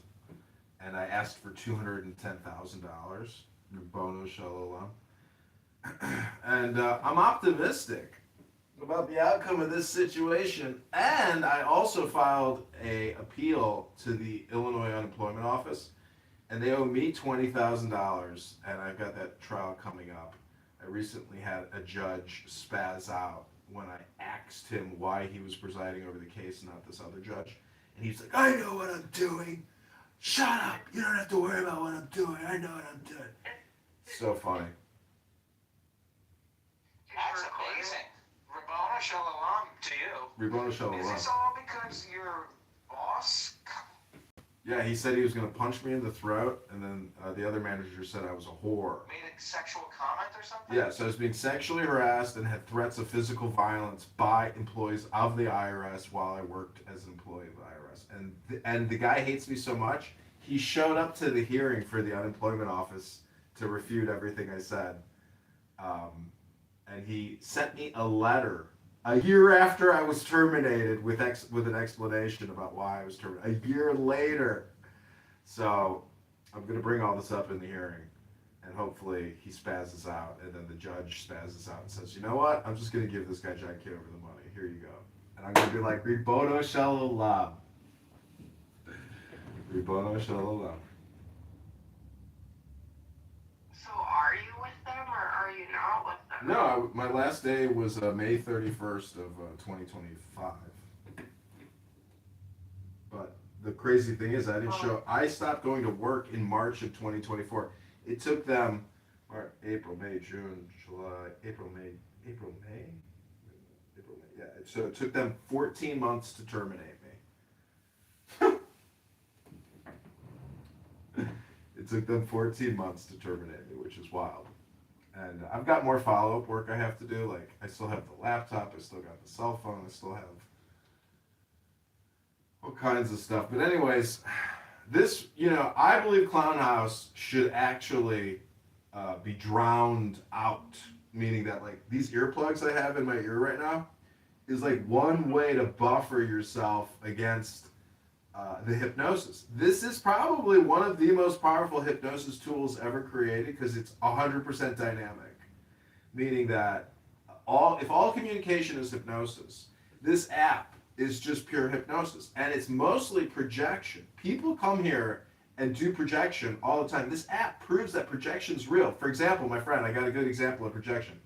Now, if you were an N-word, F-word, who absolutely hated me, John Kitover, because of what I say, how I say it, can you imagine an N-word, F-word calling me an N-word, F-word and screaming at me to, kick me to the goo and saying, you F-word, N-word. But it's an F-word, N-word screaming at me, calling me an F-word. That would be an example of a pure projection. Am I correct? Hello? Yeah, that's beautiful. I had this thought the other day, which is like, we're all just like a little blip. We're all blades of grass. We're grains of sand. We get it. I get it. You're part of the ocean waving at another part of the ocean. I get it. We're all just like a little blip. But then one blip turns to another blip and is like, nigga, you a faggot. And I think that's very sad. So that's like an N-word, F-word blade of grass talking to another N-word, F-word blade of grass, whispering in the wind, N-word, F-word, and the other N-word, F-word whispers back, N-word, F-word. Now, not many people know that N-word is not actually the hard R N-word. I think it means Nostradamus. And F-word definitely means faggot.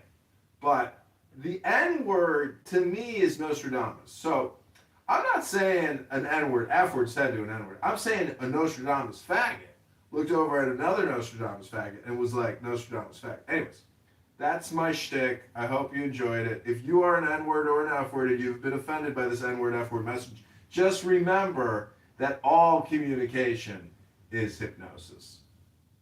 Hello? Are you worried about the N-word because of YouTube? You don't want to get your feed interrupted or something? No, honestly, like, every time I say it, I regret it. Because I'm like, you know what? I only said it out of anger.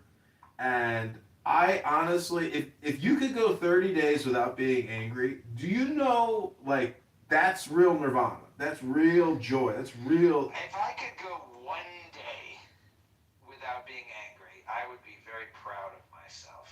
Well, it's possible. It's theoretical because, you know, Marcus Aurelius in Meditations, that's what he's talking about. And he has a whole thing on it. Imagine if you could go 1 day, 2 days, 3 days, 5 days, 10 days, 30 days. That would be the miracle. That would be really, truly what people want. And it's very, very, very, very, very hard to achieve that because you have to control the environment in order to do that. And you can't. The environment constantly changes, and no matter what you do, you're gonna drop something, you know? Something's gonna break. So it's like, it's really your emotional response to the entropy, which is life. And hypnosis, meditation, therapy, healing, these are ways to essentially lessen the blow of the ever-changing entropy of chaos. And really, these wisdom books are the bridge. And that's what I was telling Danny earlier. She's like, she's like, I resent the fact that I can't sit with you because I don't read these books. Like, I'm like, that's not what it's about. I'm trying to, like, prove to you that my theories are sound.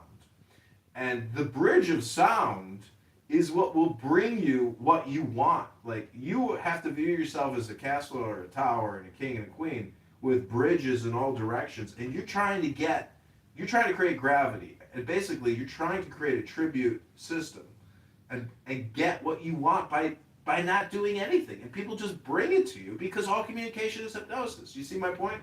Hello? Zach knows me well enough. Zach knows that this is all I preach is, you know, create videos. Because what you're doing is conditioning people on the words you want to condition people on. It might be your name, John Kitover. It might be Zach Ruda's, you know, ecological experiment and social media disaster project. I don't know. You never know how it's going to turn out, do you? But it's all science.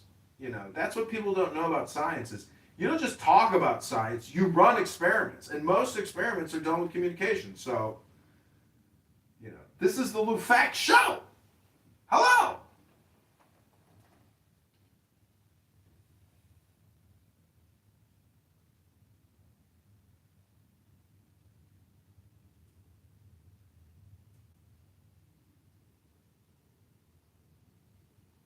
Hello?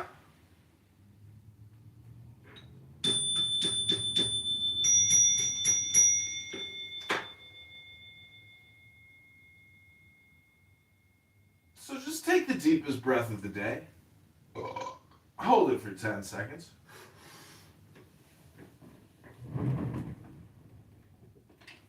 I'm just checking to see if I'm pregnant right now because it's like a week late, you know? Hold it for 11 seconds. Would that be bad?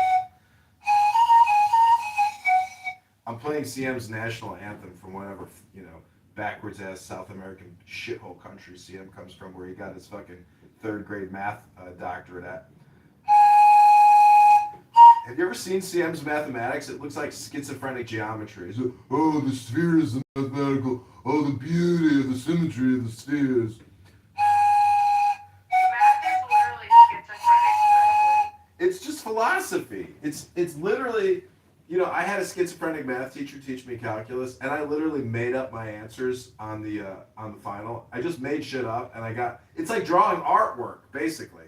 Literally, you can sit there and make artwork equations, and then your math professor's like, this must be genius, he gets an A.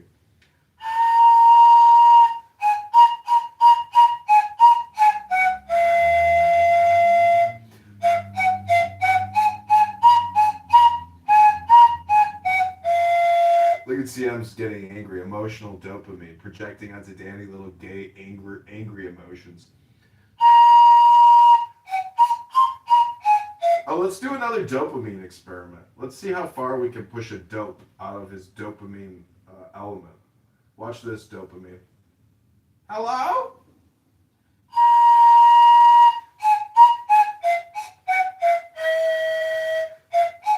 All communication is dopamine, isn't it, CM? Oh, CM, look! He's in another room! He had to get his dopamine! I'm filling him up with his dopamine! I'm filling him up with dopamine! Oh, he got kicked from another room.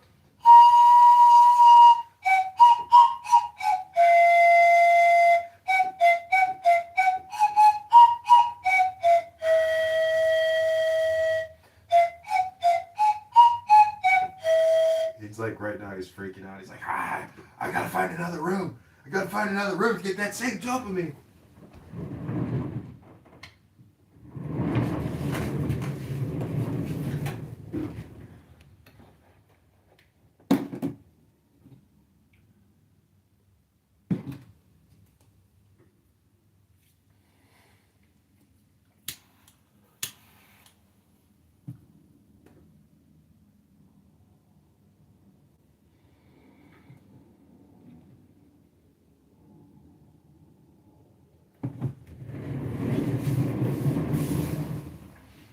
Okay, I'm almost finished with this book. It's called The Fish. I hope you enjoy it. If you don't want to stick around, that's okay. I'm clipping this for YouTube, not for you or for the GooTube. I'm clipping this because I want to accomplish something. And some people might say that reading a book is a waste of time. But I would just like to say listening to Bad Bunny be an F word, singing a song, calling that entertainment is absolutely less entertaining than what you're about to listen to, because what you're about to listen to is extremely intelligent. Hello? This is The Fish by Aleister Crowley. One group abuses them with almost irrational violence. Another acclaims them as men of superhuman integrity and talent. To me, at least, this proves that such men are above the average. They are marked men. Otherwise, why trouble to mark them either with mud or with medals? The return to the outside world without catastrophe proves also the strength of their constitutions. The colony is therefore biologically and politically sound. Their existence proves it. Against all this, you have nothing to urge but the one positive incident to which you attach undue importance because it happened to come to your eyes. I admit that the boy who partook of the dish was severely affected thereby, but some of his symptoms, particularly on the moral plane, appeared to me somewhat enviable. The natural savagery and carnal pride of his tribe were replaced by nobler dispositions. But, with regard to the less pleasing result, I must point out that you are assuming that the fish which he ate is identical with the diet of the colony in the bottomless pit. I deny your postulate. The dish which was offered to him was concocted with alien substances. It was made deliberately seductive by the salesman, and I have the strongest suspicion that it was drugged in order to induce the habit. He snapped the lock of a box and stood up as if to challenge me. I filled my fourth glass. I cannot deny the force of your reasoning, I muttered unwillingly. You seem to have a good deal of sense in your way. He replied that a man who had spent his life in stuffing beasts and birds, unless he was a perfect fool, was bound to develop a strong logical sense in matters relating to the adaptation of beings to their environment, as also in tracing the incidence of accidents in any individual. There is much to be said on your side, he went on without a flicker of pleasure at my compliment, but it is the worst drawback to the progress of medicine that doctors are obliged to generalize from an insufficient number of cases. There is no such thing as gout.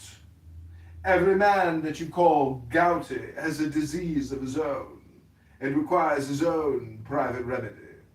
When you class every man with a swelled toe as gouty, you are only in one degree less quacks than the scoundrels who sell panaceas.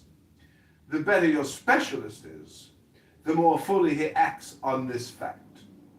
He studies each case as if he had never seen anything like it before, and is much more concerned to note differences than similarities in his patients.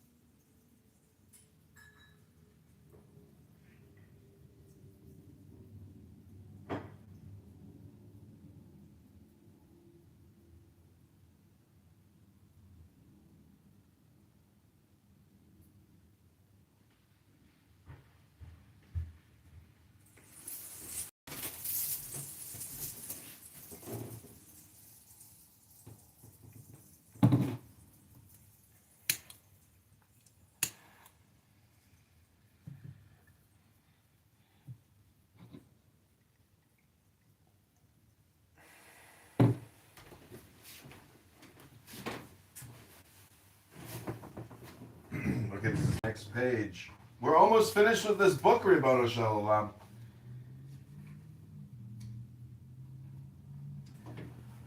I hummed and hawed a good deal before I could bring myself to grunt. Go on. I will come to the point in a moment, said Green with brisk boldness. It was evident that his enthusiasm was making something more like a man of him. All fanatics have their fine moments. The creed acts like a tot of rum on a shivering sailor. Segregated communities are worth study. Take the biggest, China. The policy of excluding foreigners and venerating their own teachers kept them in peace and culture for 3,000 years. Consider the smallest, the people of Pitcairn Island. They were all of them utter scoundrels. Yet as soon as they found themselves free from external pressure, they became a most virtuous community. What corrupts societies is meeting with new conditions to which they cannot properly adjust themselves. No sooner was China open to commerce, then corruption attacked it. Until now, the catastrophe of its civilization is practically complete. The stranger acted as did smallpox in the South Sea Islands or did gin in West African kingdoms. It is notorious that small, secluded villages, whose contact with their neighbors is rare and casual, are free from all manner of crime. In cities where conditions are constantly changing, the biological failures take refuge from the weakness in various forms of iniquity. Our folk in the pit over there have been out of touch with the world's progress for all these centuries. It is evident to me that they must have adjusted themselves to an almost crystallized code of culture. They must have developed in the way most suited to their character without the slightest hindrance from without. They have had no new problems to face. They must have established convention and custom, of whose beneficent influence they are absolutely certain. On these grounds, I am prepared to stake my reputation as a naturalist that they have become almost a separate species of man. As distinguished from us as a cultivated strawberry is from a wild one. The progress is probably limited to certain narrow lines, but on those lines, believe me, they are what Huxley is to the Hottentot. Our progress in Europe has been by snatches. When people were weary of wars, the civilization which we are going to explore must have become immune from considerations of necessity in its first century of existence. It may well have devoted its energies ever since to a continuous course of well-aimed ambition. I broke in. You forget about the segregated communities of monks in the Middle Ages. They don't seem to have got very far.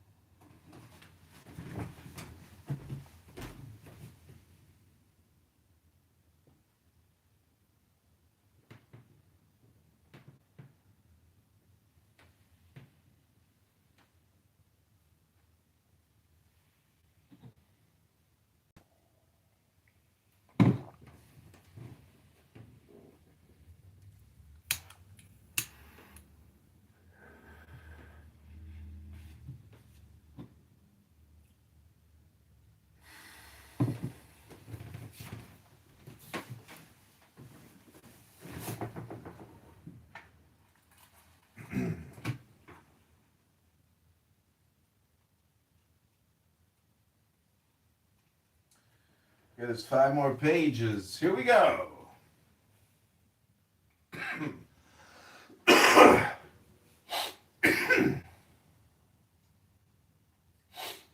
They did in their way, he retorted. Besides, they were pledged to a purpose which had nothing to do with the actualities around them, and they were not really a species, for they excluded women and children. One more point, Doctor. These people have lived all this time on a diet extremely restricted. They cannot be familiar with many condiments. No doubt their staple is this strange fish, of which I freely admit that our knowledge is so imperfect. I quite accept your criticism of my artistic effort when the fires of creation die down in my spirit. I was as generous to his modesty as I had been resentful to his arrogance.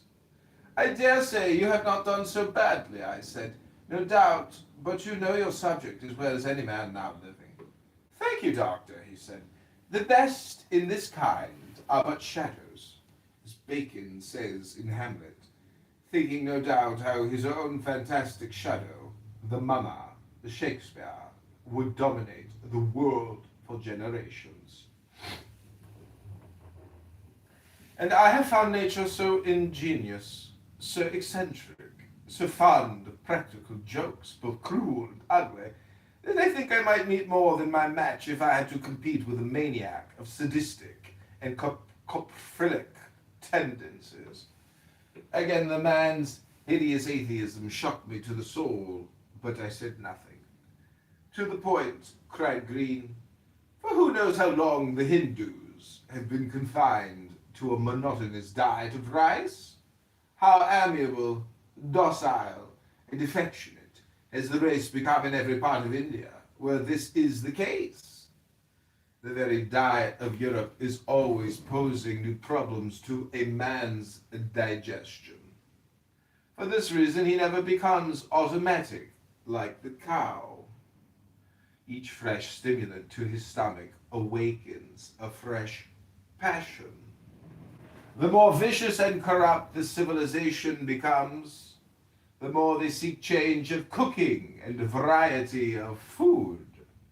The banquet of what's-his-name, described by Petronius, was the elementary parallel to the complicated moral cravings which made their civilization a chaos,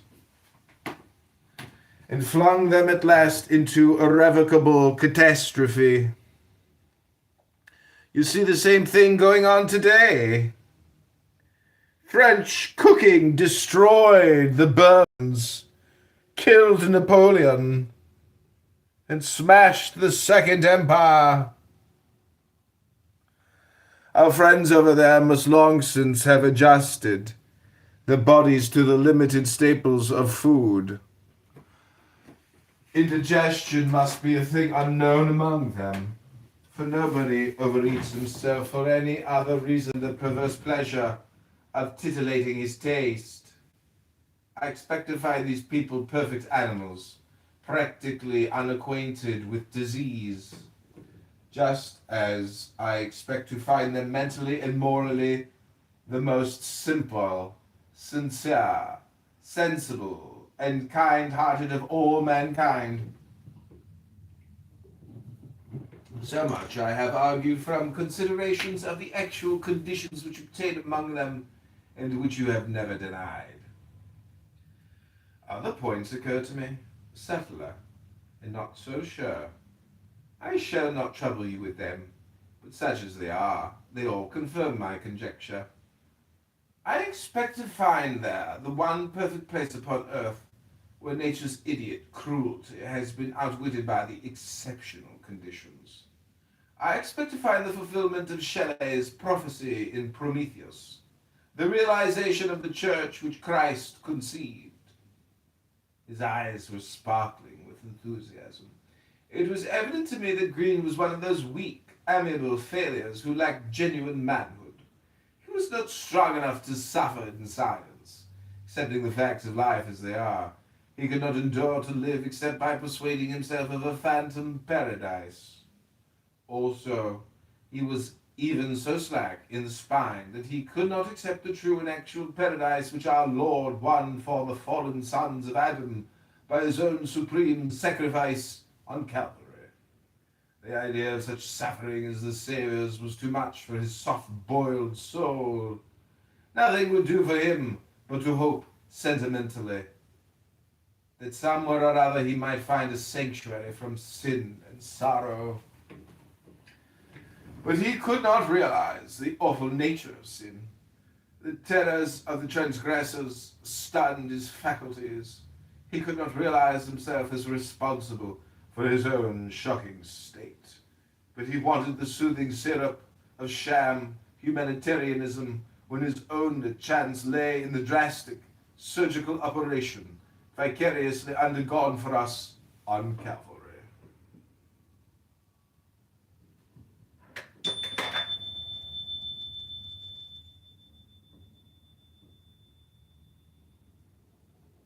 Hello? Hello?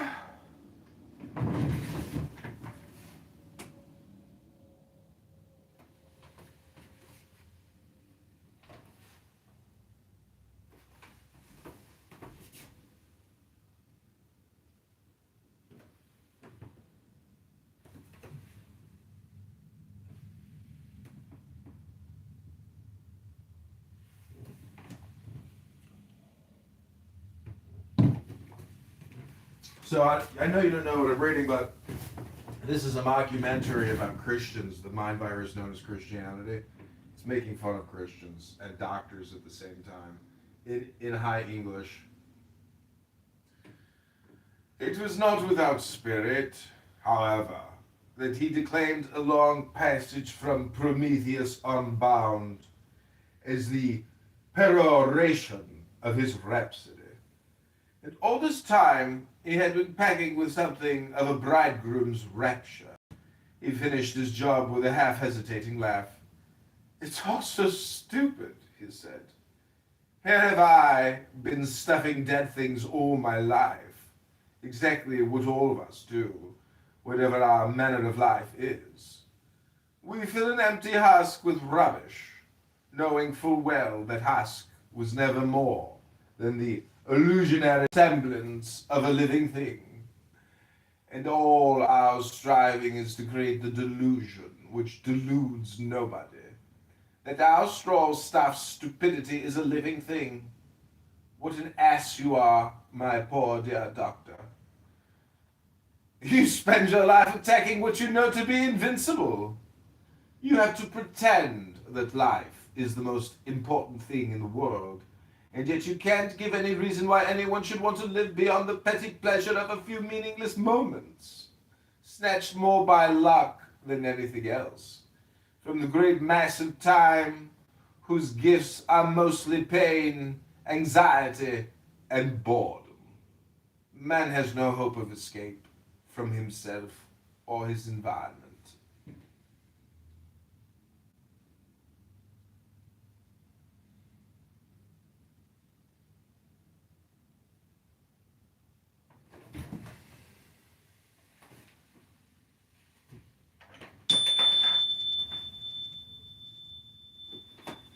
Hello?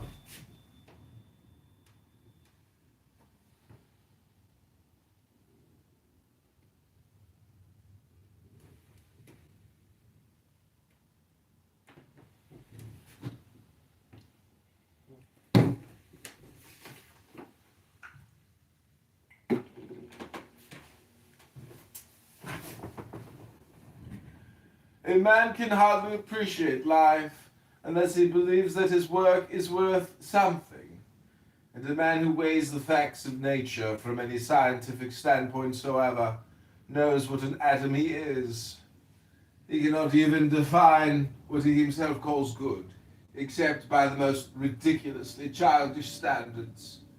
And you, instead of letting him die sensibly, when his body tells him that his time has come, you stuff his skin with spurious life, you pretend to cherish his health, and your success merely means that you cheat evolution. You save the ailing child for motherhood.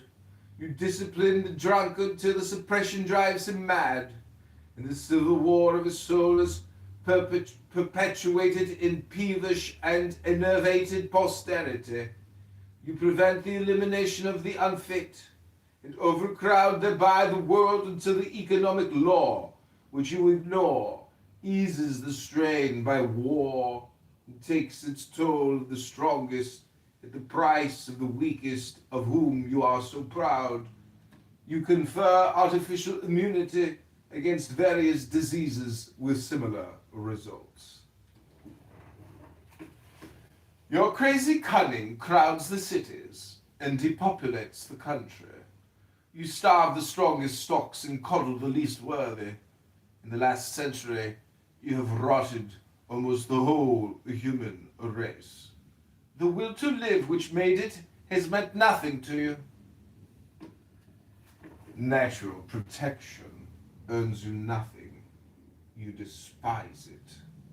The fittest means to you the fittest to pay fees. You have made all men equal by vaccines and by poison gas. You have destroyed the stamina of men by easing the ordeals that approve the vital aristocrat. The world is full of invalids. You will not let them die. The children will be crippled past your coddling, and these, if they bear children at all, will bear degenerates. doomed to die out as any other race must die as soon as the conditions under which it throve are replaced by artificial devices. There was a wise man once who saw that his ass was tired after a hard day's work, and pitying it, cut off its legs.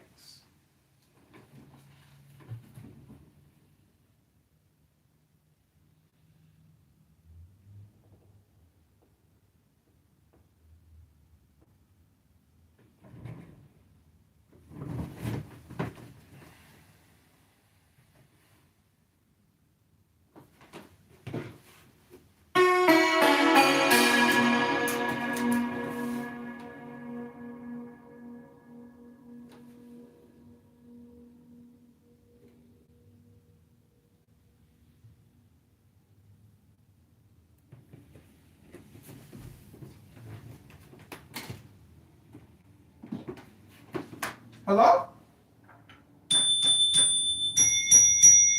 Hello?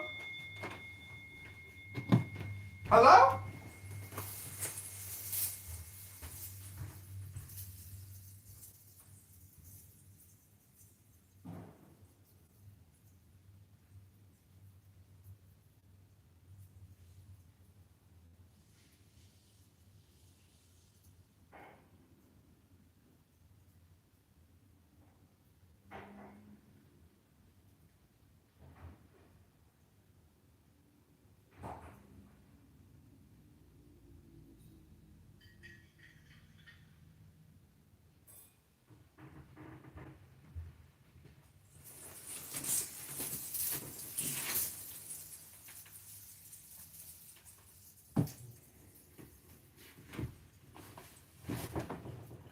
Okay, we're getting very close to finishing this book.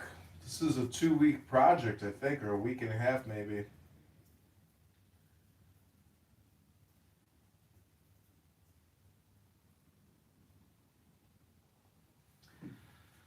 I was thoroughly tired of this interminable tirade that it was one more peg in the bottle of brandy, so I mixed myself another, thankful at least that the follies of this faddist took my mind off the preoccupation with tomorrow's business. But it was too much to hear him call down doctors in this wanton way. I reminded him of my profession somewhat sharply. He was irritated and took open insult. "I apologize," he said. "The stupidity of choking the healthy by letting the sick strangle them is not the doing of doctors. Men of science made that mischief. With doctors, it's the fittest who survive. Those who are fit to live have more sense than to let the medicine man mess them about." I rose from my seat with quiet dignity. The spiteful little scoffer had forgotten that I had brought him through a sharp bout of fever not so long before. "You have had no return of ague?" I inquired with polite sarcasm. He saw it. "Oh, hang it. I beg your pardon. I let my tongue run away with me, like the hysterical creature that I am. But I'll stick to my guns for all that. The theoretical socialist isn't bound to start a process of sharing, but on principle, I shouldn't have let you save me. Mr. Green is grateful, but his private philosophy is scandalized. If quinine were abolished, only the immune could breed. And in a century or so, there would be no more fever, and the tropical man would have mastered his environment. His stupidity stung me into retort. Then we should pass all our children through the fire to Moloch and expose them at birth to blizzards? Possibly. It might not be a bad plan to throw any survivors down any convenient cliff. That's unfair. expostulated the naturalist. The tests you propose are not naturally imposed by environment. Well, as to blizzards, we are the stalwart race. We are because our ancestors did stick it out. Not one baby in 5,000 could stand a day in a snowstorm, I objected. But once they did, cried Green. You are proving my principal point. We are already degenerate, dependent creatures, and we ought to try the other tack and gradually regain our grip. I had already finished my brandy. As a true Christian, I forgive you for the way you have insulted me and my profession.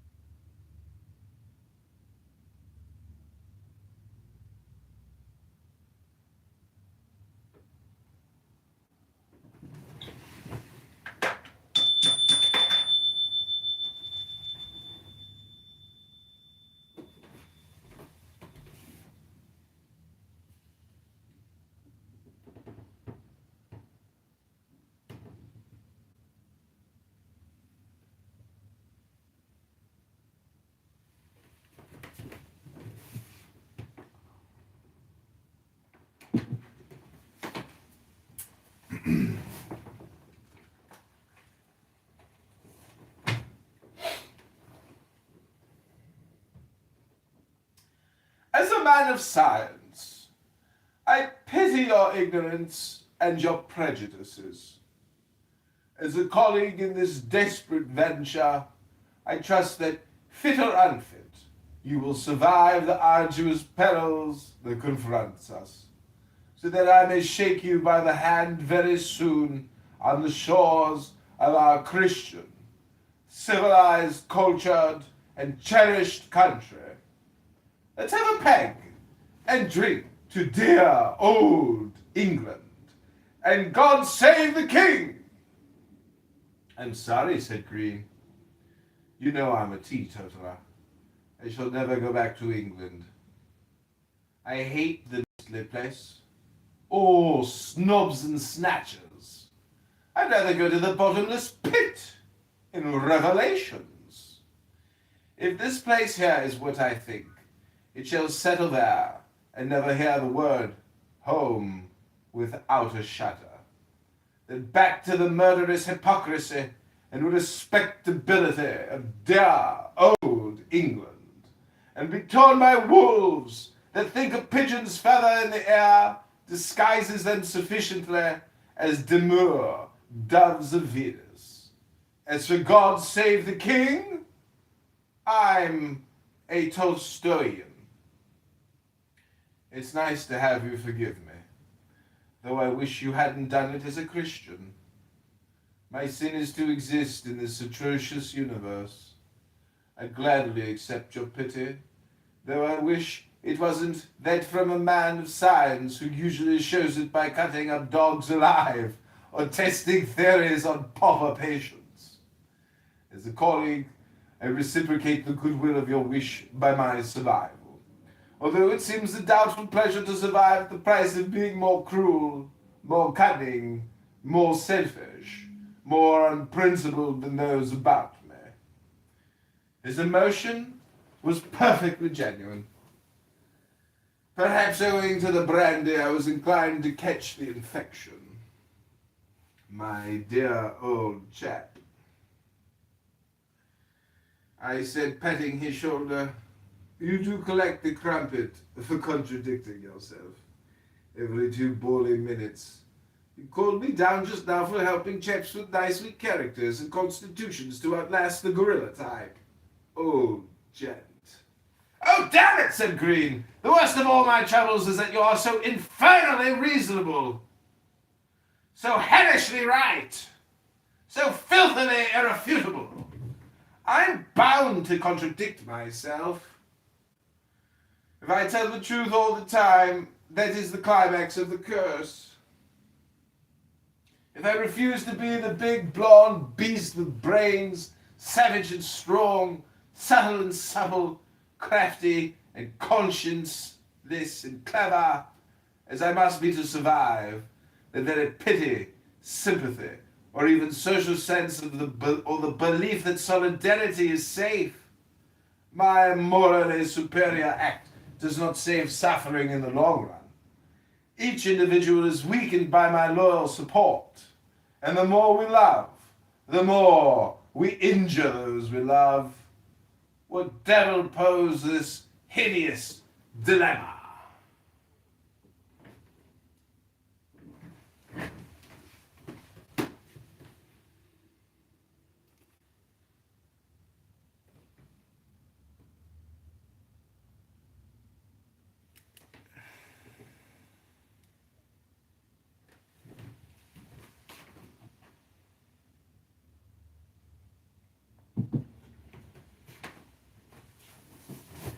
The poor little man was shaking all over with suppressed sobs.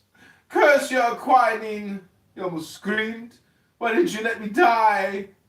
I'm not fit to face the facts as I see them, and my weakness infects everyone within the sphere of my influence.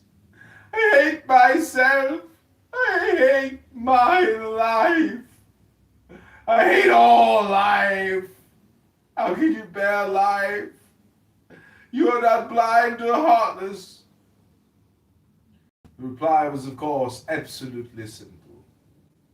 I was able to point out in a few pungent phrases that the horns of his dilemma were the horns of the devil who made it, that sin was the cause of all suffering, and the way to salvation free to all, opened wide at the most timid knocks of the weakest and weariest wayfarer. I confessed calm, solemn sincerity that I was a sinner as he was, but by one simple act of will I had believed that I was now a sinner saved by grace. I pleaded with him with all the passionate pathos of which I was capable.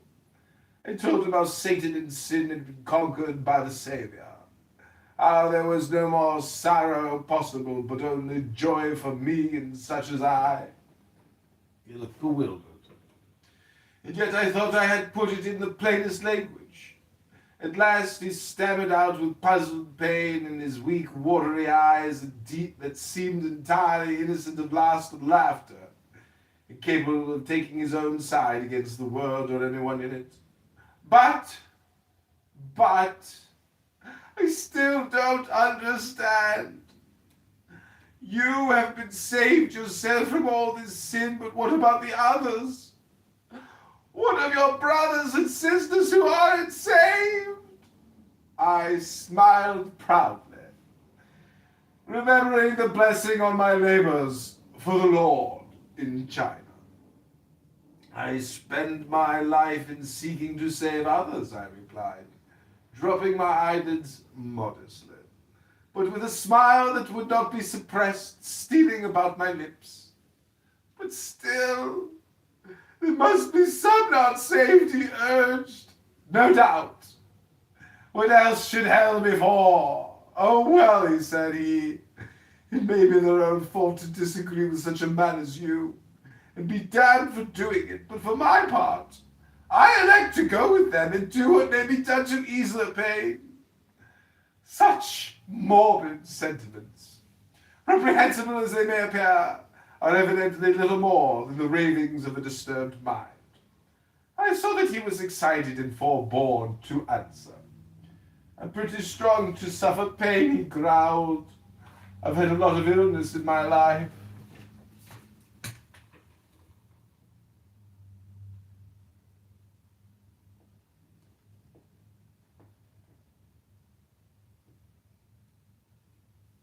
Hello?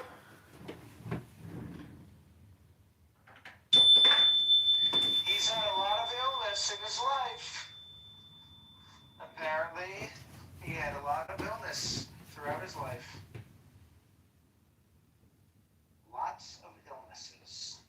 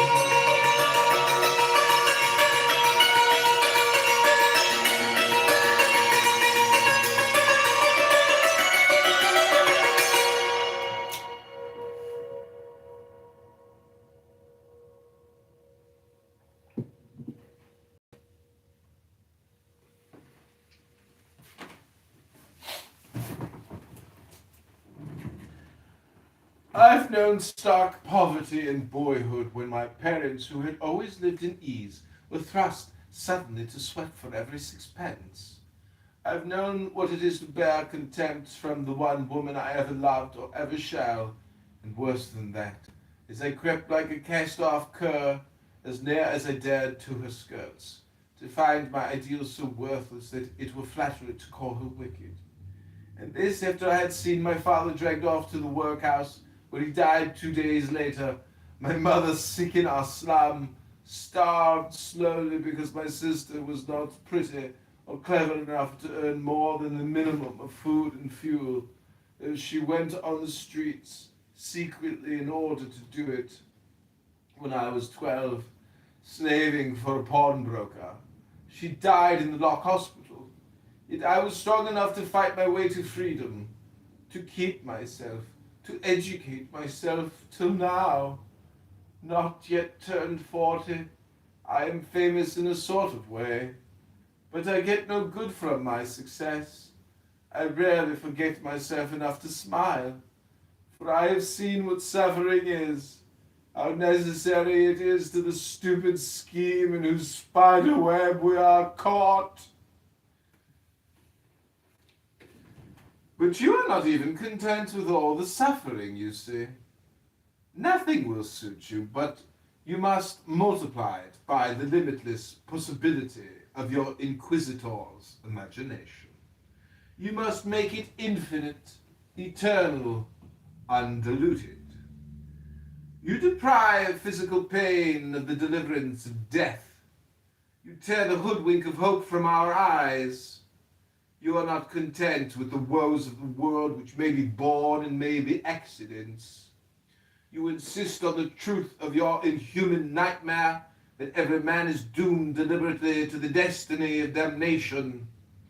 And then you ask me to abhor, not the omnipotent power that has decreed these things, but him you call the devil, who may be as bad as you say, but could never be worse than the infinitely iniquitous being that you worship. You have yourselves defined his cruelties calculated, for one thing and for another, without limit either in time or intensity. Of course, the whole thing was now clear to me.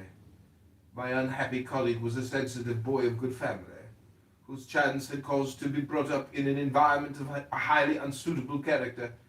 He had no doubt associated with atheists and anarchists, and picked up these appalling blasphemies from their lying and lawless lips.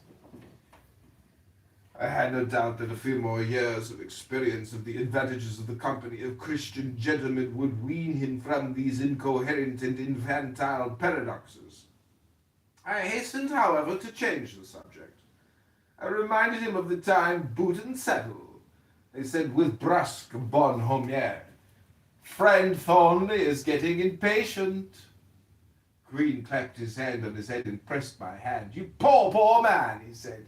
"How I pity a man who is not tortured to the limit of endurance by the fact of his being a man."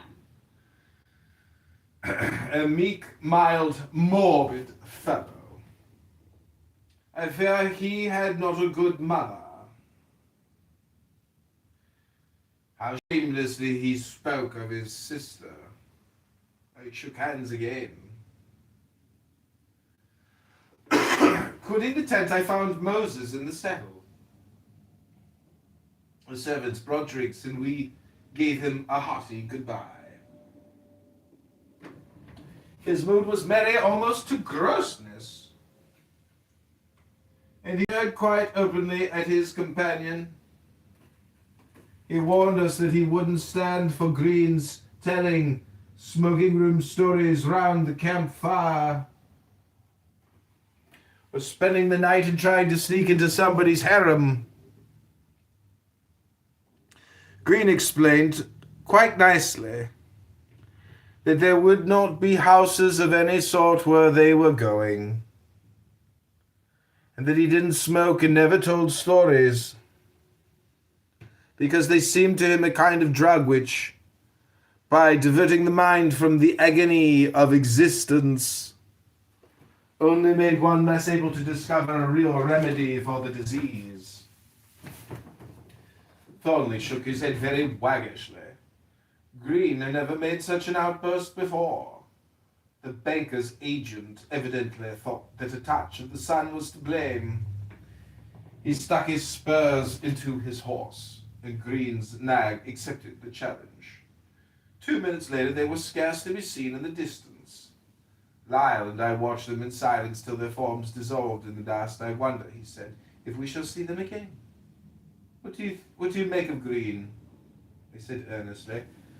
For the miserable creature had impressed me despite myself. I have heard him talk, replied Lyle. There is one part of my mind that agrees with every word he says, but that is only one part of my mind, and his presentation of facts is only one facet of them. Apart from Christianity, I ventured to observe, I confess I see no solution. If you accept his statements as correct. Follow my previous remarks, returned our leader. His complaint is simply that suffering exists, and he claims that this suffering is universal, that existence is evil and aimless. But this thought, which expresses his suffering, is a state of consciousness. If he doesn't believe in immortality, suicide would end at least his share in the mischief. If he does, he must figure out some way out on the lines which Buddha did. But if his state of consciousness ever said were valid, it would be universal, for it is quite absurd to insist that a man is suffering when he is evidently enjoying himself to the utmost.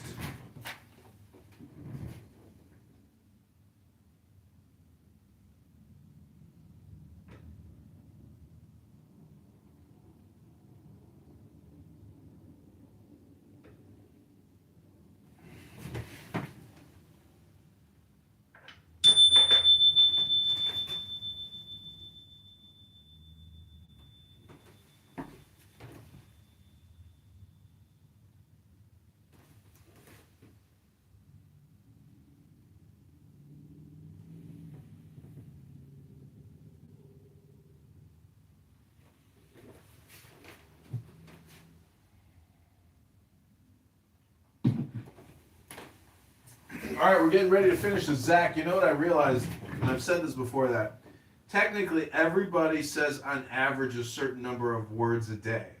And that's how the brain produces its dopamine.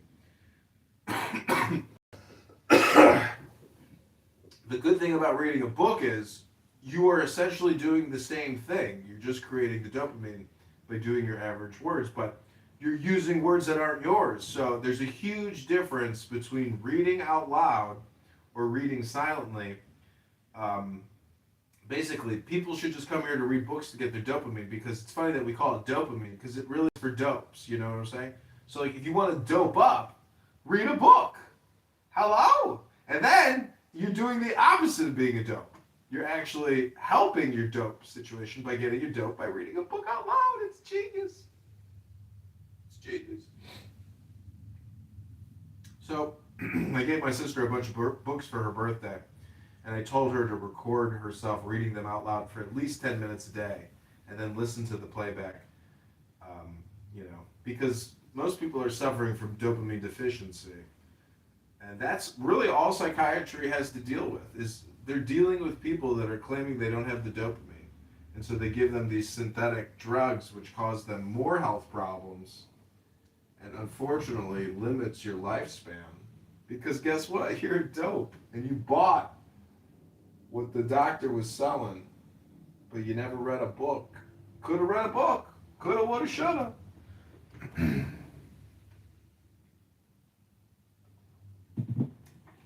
I've got bipolar because I have a chemical imbalance in my brain. Yeah, that's right, dope.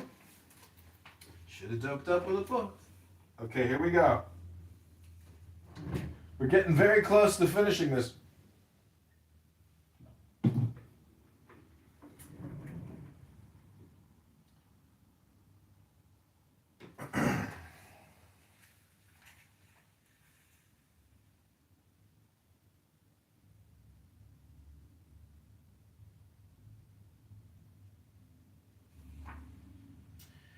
But if his state of consciousness ever said were valid, it would be universal. For it is quite absurd to insist that a man is suffering when he is evidently enjoying himself to the utmost. And if this consciousness were even a common experience, it would put an end to all activity, which we observe not to be the case. Like most philosophers, even professionals, he assumes that everybody is more or less like himself, with all his alleged unselfishness. He is the first prize gold medal egoist of the planet, for he will not even admit any existence which is not fantastic illusion. But even admitting all, he says, why should there not be individuals so constituted by nature that they can say, I'm willing to endure an eternity of senseless suffering as the price of writing this book, or carving this rock, or kissing this girl, if you like. The majority of men do say something of the sort when the mood is upon them. Green insists that they are disillusioned afterwards, but the death of anything is in no way alters the fact that it has lived. And that which has lived, though it be but a night. It exists eternally in its soul. For time is merely one of the conditions of our apprehension, and really conceals truth from us, because we have added this element arbitrarily to a thing which is in reality quite independent of it. An illustration is our method of staining specimens under the microscope. Such and such a germ is invisible. We stain it with some dye which it never saw before, and having thus disguised it, we announce proudly that we see it. Almost the whole of our knowledge is dependent on similar dodges. No one knows what a straight line really is. All definitions of it are merely statements of its relation to certain other equally incomprehensible ideas. It means we must try to the infinite variety of nature even as we see it by means of these dyes and lenses of ours by which we color and distort it in order to give ourselves the trouble of deceiving ourselves as to its nature. We know the psychology of joy. It is the free expansion of what desires to expand, the release of a strain, and so on. In this universe, there is so much room to use, so much conscious freedom which ignores the complex laws which determine its action in reality. That joy must be the rule.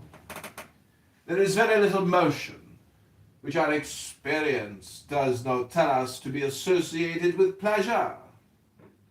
And nature is made of matter in movement.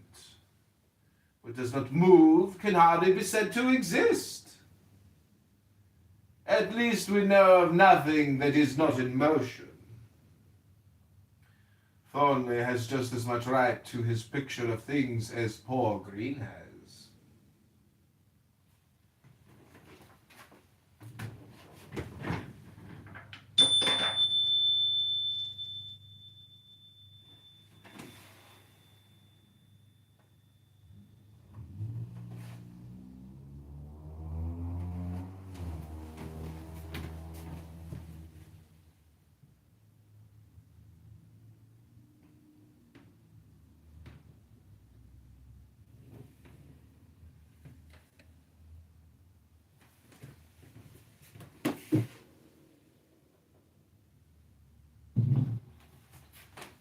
Danny, you missed it.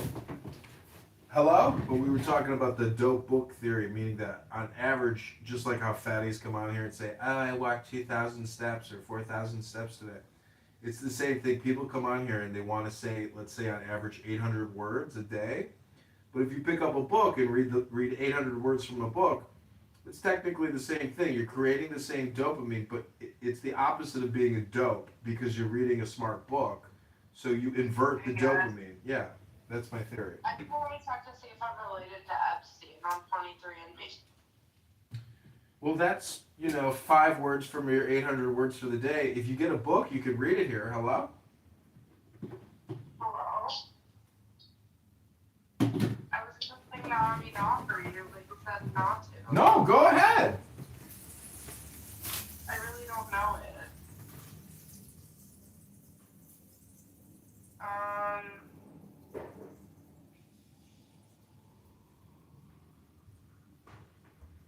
Where's our friend? Could you sing it with me?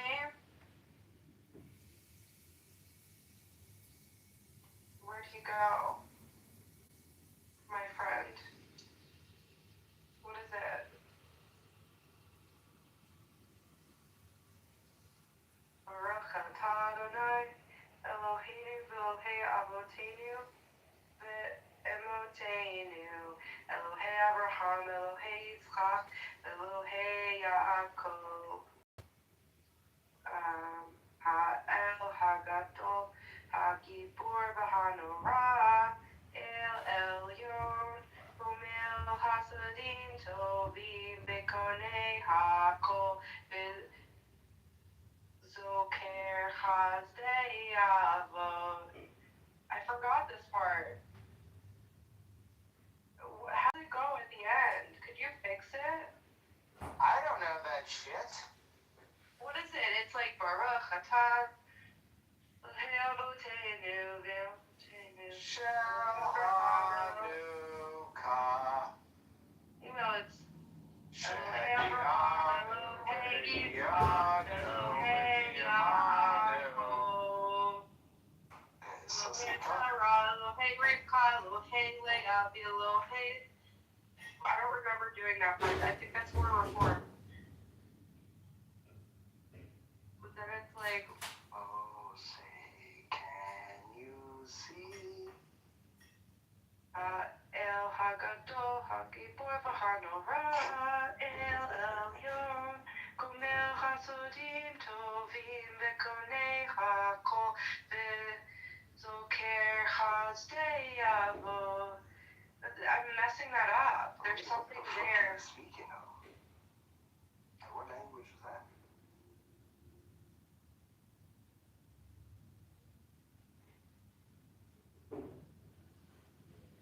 Was that Chinese?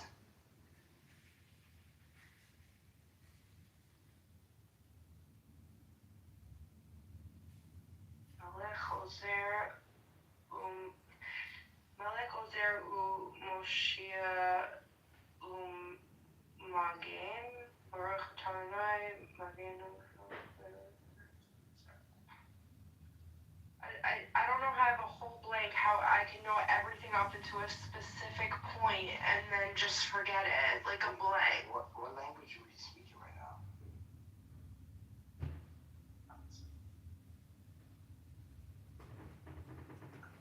I think, am I missing something? Hello?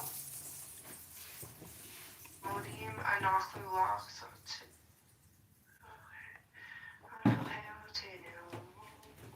Hello?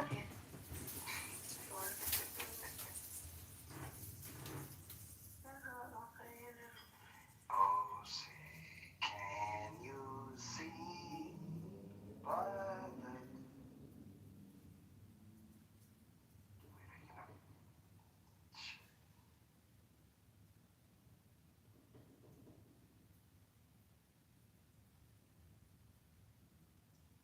so proudly we had at the twilight's last gleam. And the bomb. Shit, come on. Hello? Danny, help me out. Hello? Yeah, what's up, man? Hello? You sound like you're stuck in a washroom. Oh, Shalom Rav there. Shalom Rav Yisrael Tasim Le'olah. Wait, are you Israeli? Shalom Rav Yisrael Tasim Le'olah. next part.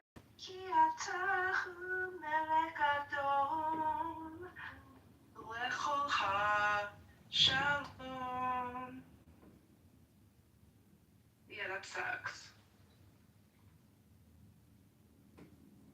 Nice.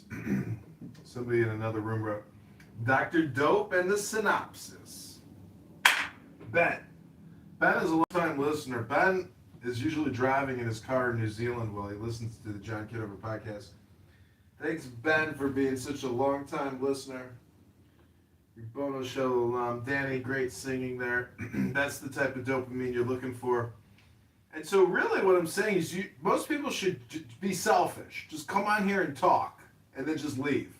Because what you really actually need is your dopamine. And that's the final synopsis. Hello?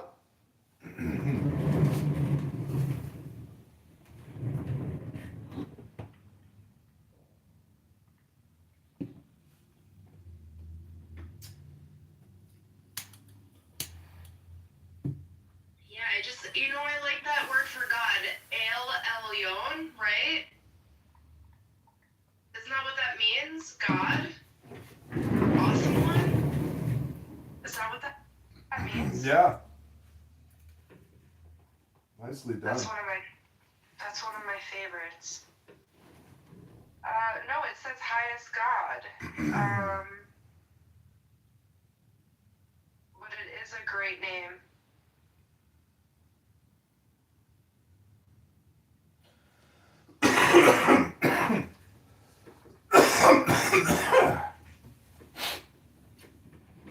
Okay, I'm almost finished with this book. This is the last page. Here we go.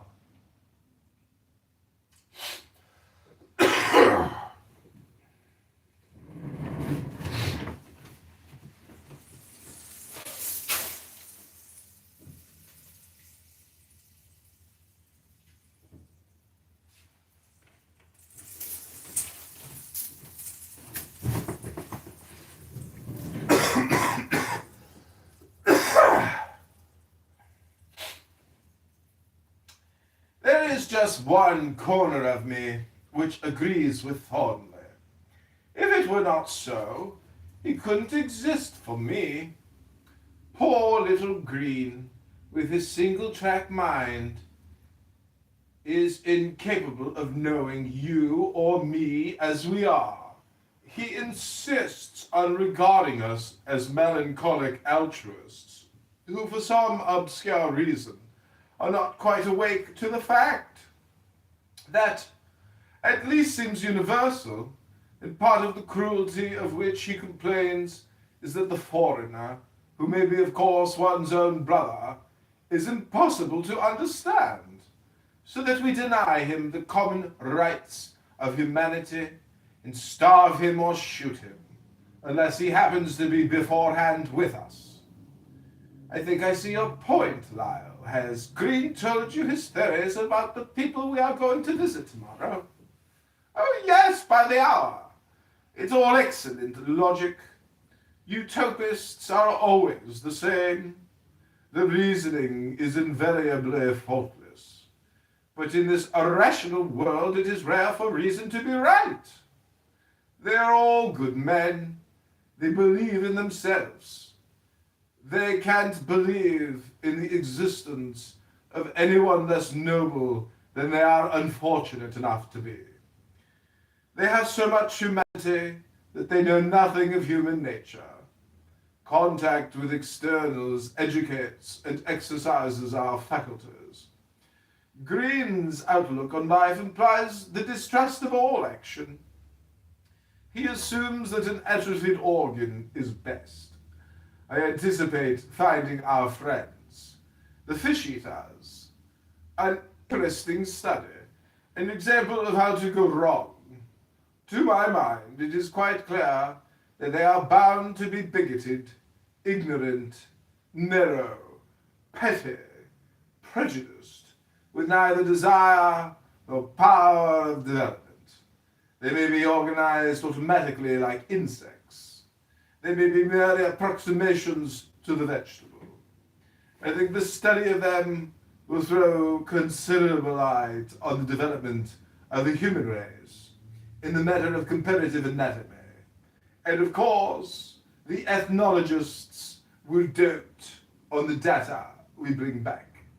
Beyond that, though I admit that I dreamed a good deal when I was still a long way off, I imagined the whole business was going to be as dull and decorous as a scientific gathering in London. I turned to go to my tent for one little drink before dinner. Your idea, I said over my shoulder, seems to be that they will just have stagnated. That's it. He returned with a laugh. Don't you know how it is with yourself after only a month or two cooped up in some corner of China? I see what you mean, I said, and disappeared under the flap of the canvas. No doubt he thought I agreed with him, but a little bird said in my ear that he was as wrong in his way as my meek little manling in his. I wasn't going to commit myself to any prophecy about the people we were going to see. I knew in my heart that there is one unaccountable factor which both men had left out in their calculations. Man is not the creature of circumstances beyond a certain point. His secret is a perversity dearer than life itself, which makes it impossible to predict what he will do.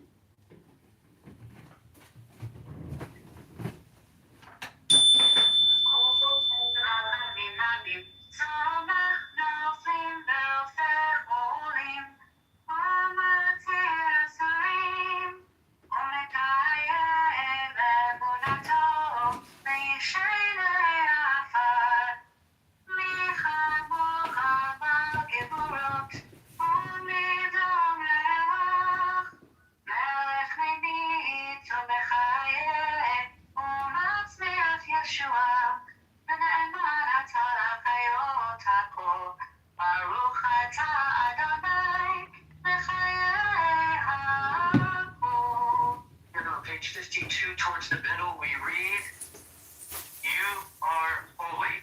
Your name is holy. And those who are holy praise you every day. Blessed are you, Adonai, the holy God." Baruch atah Adonai, HaKadosh.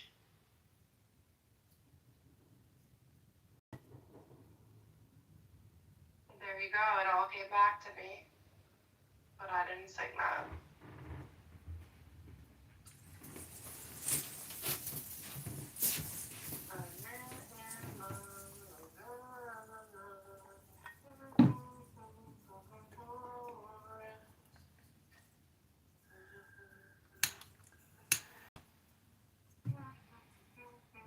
Shabo.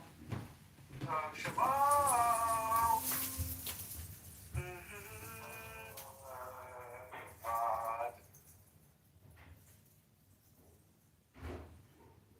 How many Epsteins do you think I got on here? I know how many. Take 2 Epsteins and call me in the morning.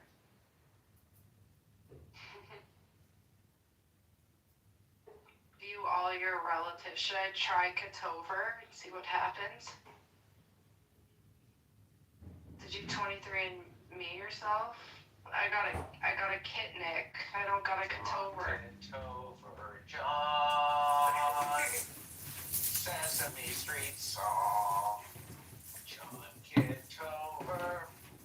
Okay. I got a single Epstein. You guys are perfect. You guys are perfect for this. You guys just listen to me read what's called The Fish. And my friend, I think you would agree, it's pretty interesting and intelligent. Yes or no? Yes, but I'm about to go teach the kids jiu-jitsu. I'm Well, related to someone named Jeff Epstein, but I don't think it's the right one. He looks slightly different. How could I be related to only one Epstein and their name is Jeff.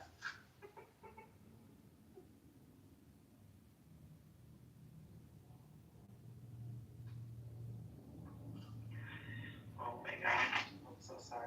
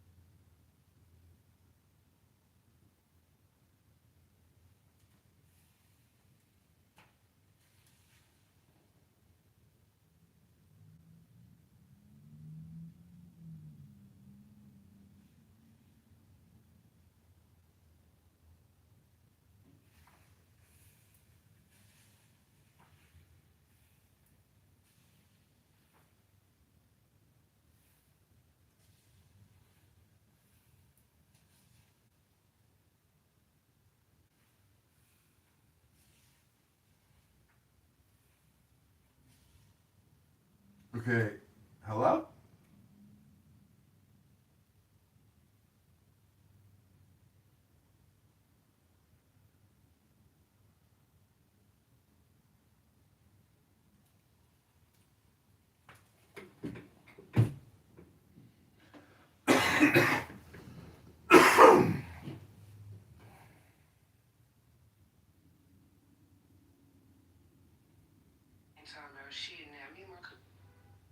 Hello?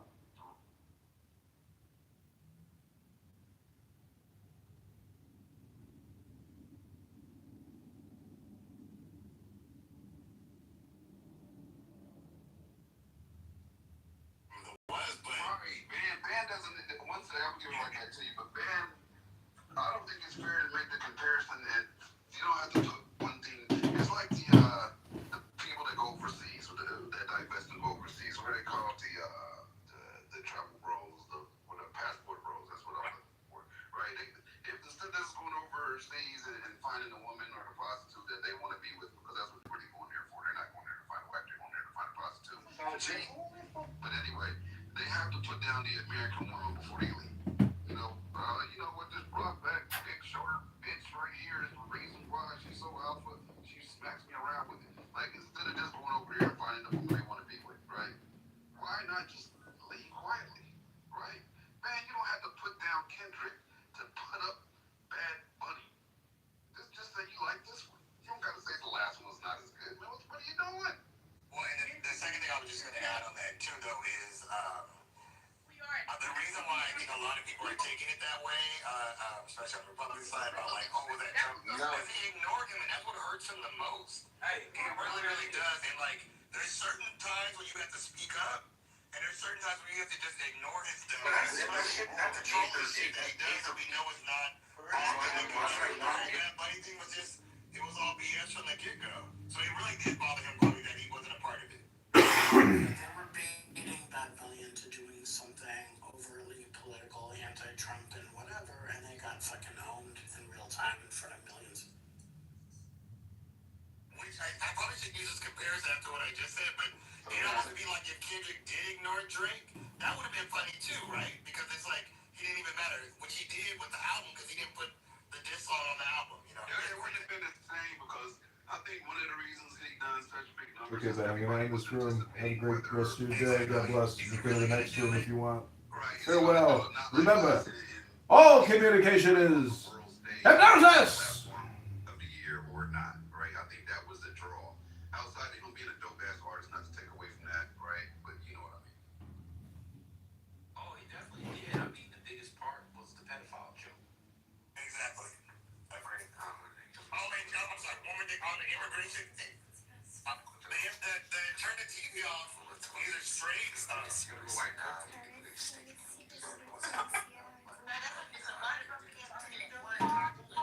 I thought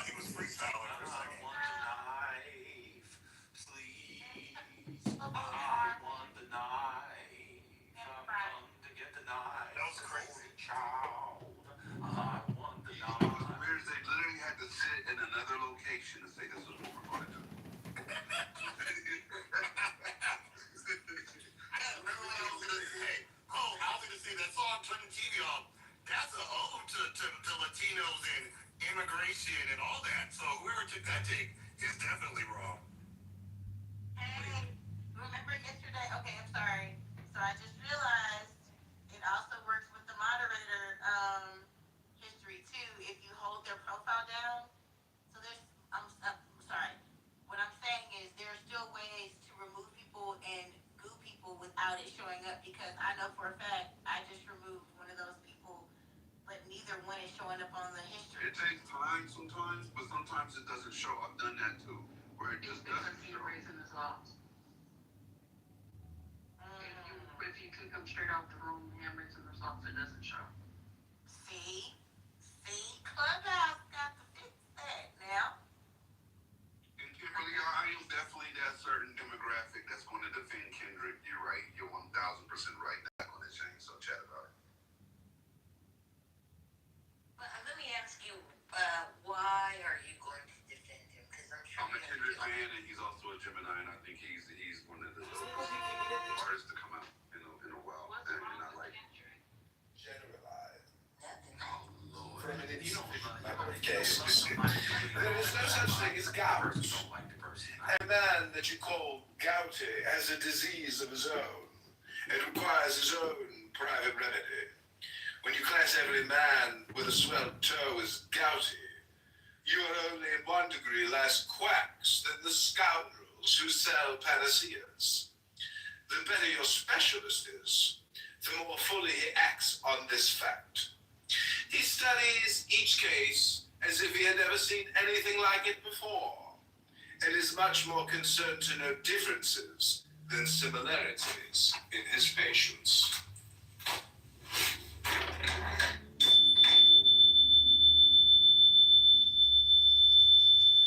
Generalize from an insufficient number of cases. There is no such thing as gout. Every man that you call gouty has a disease of his own. The strawberry is from a wild one. The progress is probably limited to certain narrow lines, but on those lines, believe me, they are what Huxley is to the Hottentot. Our progress in Europe has been by snatches. When people were weary of wars, the civilization which we are going to explore must have become immune from considerations of necessity in its first century of existence. It may well have devoted its energies ever since to a continuous course of them. I broke in. You forget about the segregated communities of monks in the Middle Ages. They don't seem to have got very far.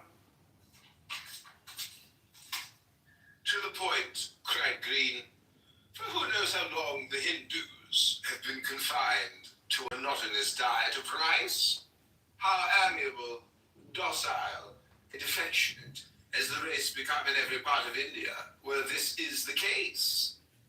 The very diet of Europe is always posing new problems to a man's digestion. For this reason, he never becomes automatic like the cow. Each fresh stimulant to his stomach awakens a fresh passion. The more vicious and corrupt the civilization becomes, the more they seek change of cooking and variety of food. The banquet of what's his name? To the point, Green, actual paradise which our Lord won for the fallen sons of Adam by his own supreme sacrifice on Calvary. The idea of such suffering as the Savior's was too much for his soft-boiled soul. Nothing would do for him but to hope sentimentally that somewhere or other he might find a sanctuary from sin and sorrow. But he could not realize the awful nature of sin. The terrors of the transgressors stunned his faculties. He could not realize himself as responsible for his own shocking state. But he wanted the soothing syrup of sham humanitarianism when his own chance lay in the drastic surgical operation vicariously undergone. And all our striving is to get the delusion which deludes nobody, that our straw-stuffed stupidity is a living thing, What an ass you are, my poor dear doctor. You spend your life attacking what you know to be invincible. You have to pretend that life is the most important thing in the world, and yet you can't give any reason why anyone should want to live on the petty pleasure of a few meaningless moments, snatched more by luck than anything else, from the great mass of time whose gifts are mostly pain, anxiety, and boredom. Man has no hope of escape from himself or his environment. Poison gas. You have destroyed the stamina of men by easing the ordeals that approve the vital aristocrats. The world is full of invalids.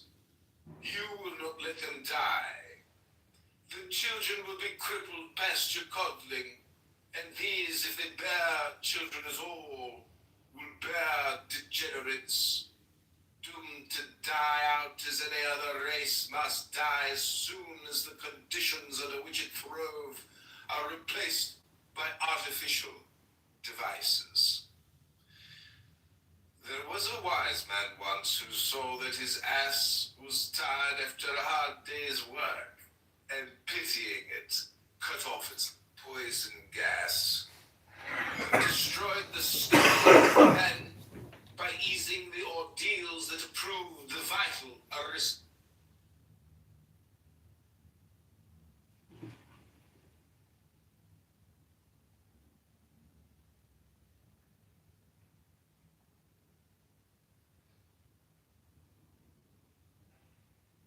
Bites you propose are not naturally imposed by environment. Well, as to blizzards, we are the stalwart race. We are because our ancestors did stick it out. Not one baby in 5,000 could stand a day in a snowstorm, I objected. But once they did, cried Green. You are proving my principle. I think this is the code that sets We the are VCR recording while we're already out. degenerate, dependent creatures, and we ought to try the other tack and gradually regain our grip. I had already finished my brandy. As a true Christian, I forgive you for the way you have insulted me and my profession. To propose are not naturally imposed, do you? It's nice to have you forgive me, though I wish you hadn't done it as a Christian. My sin is to exist in this atrocious universe. I gladly accept your pity, though I wish it wasn't that from a man of science who usually shows it by cutting up dogs alive or testing theories on pauper patients. As a colleague, I reciprocate the goodwill of your wish by my survival. Although it seems a doubtful pleasure to survive the price of being more cruel, more cunning, more selfish. Most you propose are not naturally imposed by environment. Well, as to blizzards, we are the stalwart race. We are because our ancestors did stick it out. Not one baby in 5,000 could stand a day in a snowstorm, I objected. But once they did, cried Green. You are proving my principal point. We are already degenerate, dependent creatures, and we ought to try the other tack and gradually regain our grip. I had already finished my brandy. As a true Christian, I forgive you for the way you have insulted me and my profession. You propose, do you? Irrefutable. I'm bound to contradict myself. If I tell the truth all the time, that is the climax of the curse. If I refuse to be the big blonde beast with brains, savage and strong, subtle and supple, crafty and conscienceless and clever, as I must be to survive, the very pity, sympathy, or even social sense of the belief that solidarity is safe. My morally superior act does not save suffering in the long run. Each is weakened by my loyal support. And the more we love, the more we injure those we love. Would devil pose this futile, but with a smile that would not be suppressed, stealing about my lips. But still, there must be some not saved, he urged. No doubt. What else should hell befall? Oh, well, he said, it may be their own fault to disagree with such a man as you, and be damned for doing it, but for my part, I elect to go with them and do what may be done to ease their pain. Such morbid sentiments, reprehensible as they may appear, are evidently little more than the ravings of a disturbed mind. I saw that he was excited and forebore to answer. I'm pretty strong to suffer pain, he growled. I've had a lot of illness in my life. But with a smile that would not be suppressed, stealing about my lips. But still, there must be some not saved, he urged. No doubt.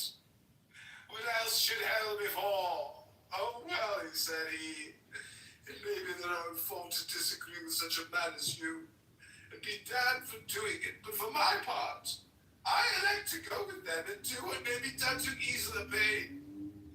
Such morbid sentiments, reprehensible as they may appear, are evidently little more than the ravings of a disturbed mind. I saw that he was excited and forebore to answer.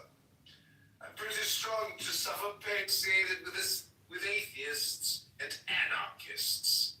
It picked up these appalling blasphemies from their lying and lawless lips. I had no doubt that a few more years of experience and the advantages of the company of Christian gentlemen would wean him from these incoherent and infantile paradoxes. I hastened, however, to change the subject. I reminded him of the time boot and saddle. I said with brusque bonhomie, friend Thornley is getting impatient. Green clapped his hand on his head and pressed my hand. You poor, poor man, he said. How I pity a man who is tortured to the limit of endurance by the fact of his being a man. A meek, mild, more is correct. Following my previous remarks, returned our leader. His complaint is simply that suffering exists, and he claims that this suffering is universal, that existence is evil and aimless. But this thought, which expresses his suffering, is his state of consciousness. If he doesn't believe in immortality, suicide would end at least his share in the mischief. If he does, he must figure out some way out on the lines which Buddha did.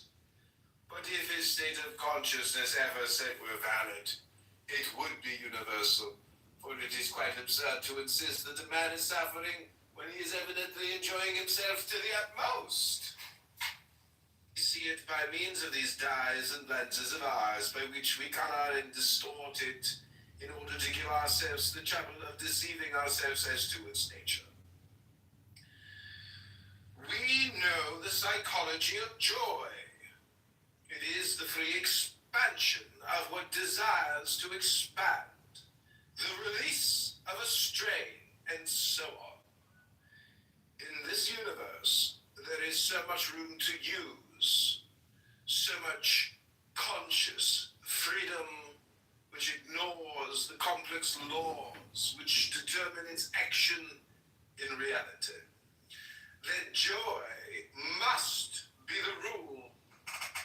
There is very little motion which our experience see it by means of these dyes and जिसने को भी खेली ने पीछे कुछ छोड़ना विमान अभी बुरी की कढ़ाई की नाती है एक दिन कुछ दिन भी की सद हो गया जिस अपने जिसने को भी खेली ने पीछे कुछ छोड़ना विमान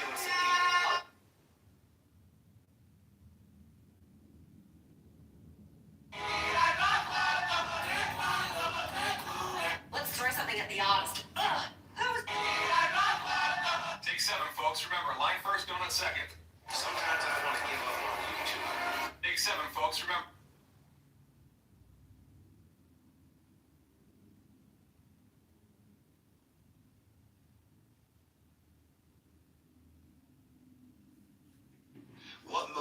needs you to give up your job, which is what you're doing, and put it all on the line to run statewide. It is.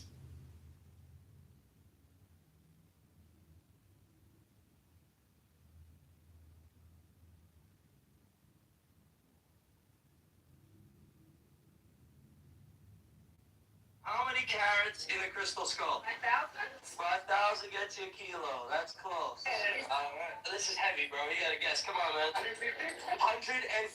will get you the ounce you picked up, plus this one right here. You got a number in your head. Come on, bro. 1,000. That'll get you 3 ounces. Nowhere near the actual carat weight, but whatever. 1,000? 1,000. Too little, man. But this is a little something. 10,000? All right, here. Take this. Too heavy for me. All right, good. Good job. That's not good, bro. Here, this is good for you. 12,000 to get you a kilo, and how much is it?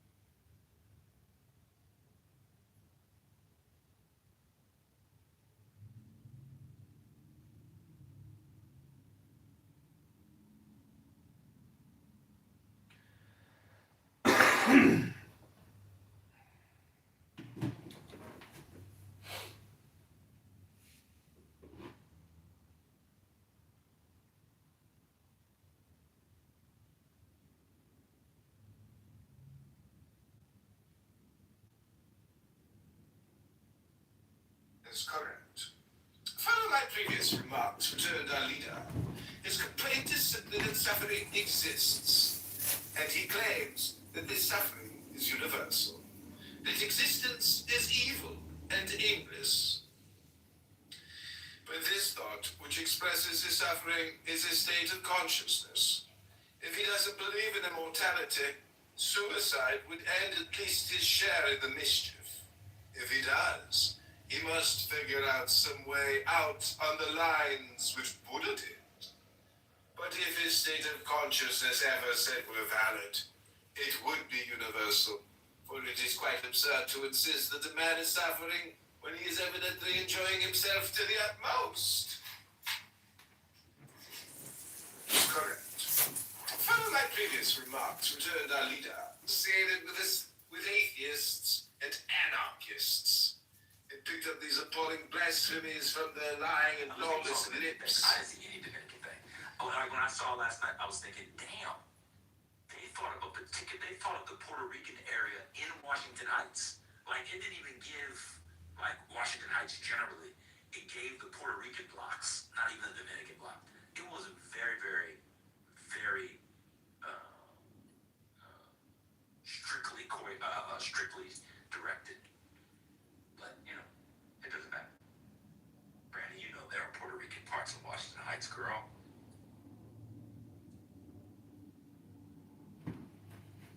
Exactly. That's what was so.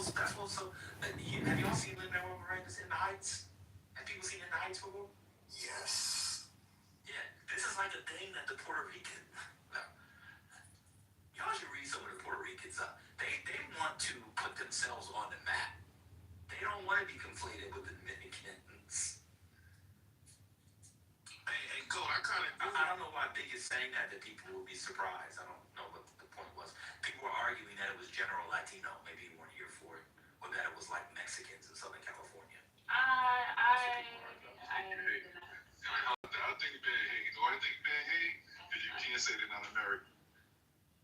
What? Something to a pretzel. Are you on drugs? What is wrong with you, Mike? Are you on drugs, bro? No, sir. I'm on reality. Hating because they're not American. Bro, we're talking about No, because you can't say they're not American. Because you're twisting yourself in pretzels. You're throwing shots. What are you throwing? Chocolate? Shots? What the fuck are you talking about?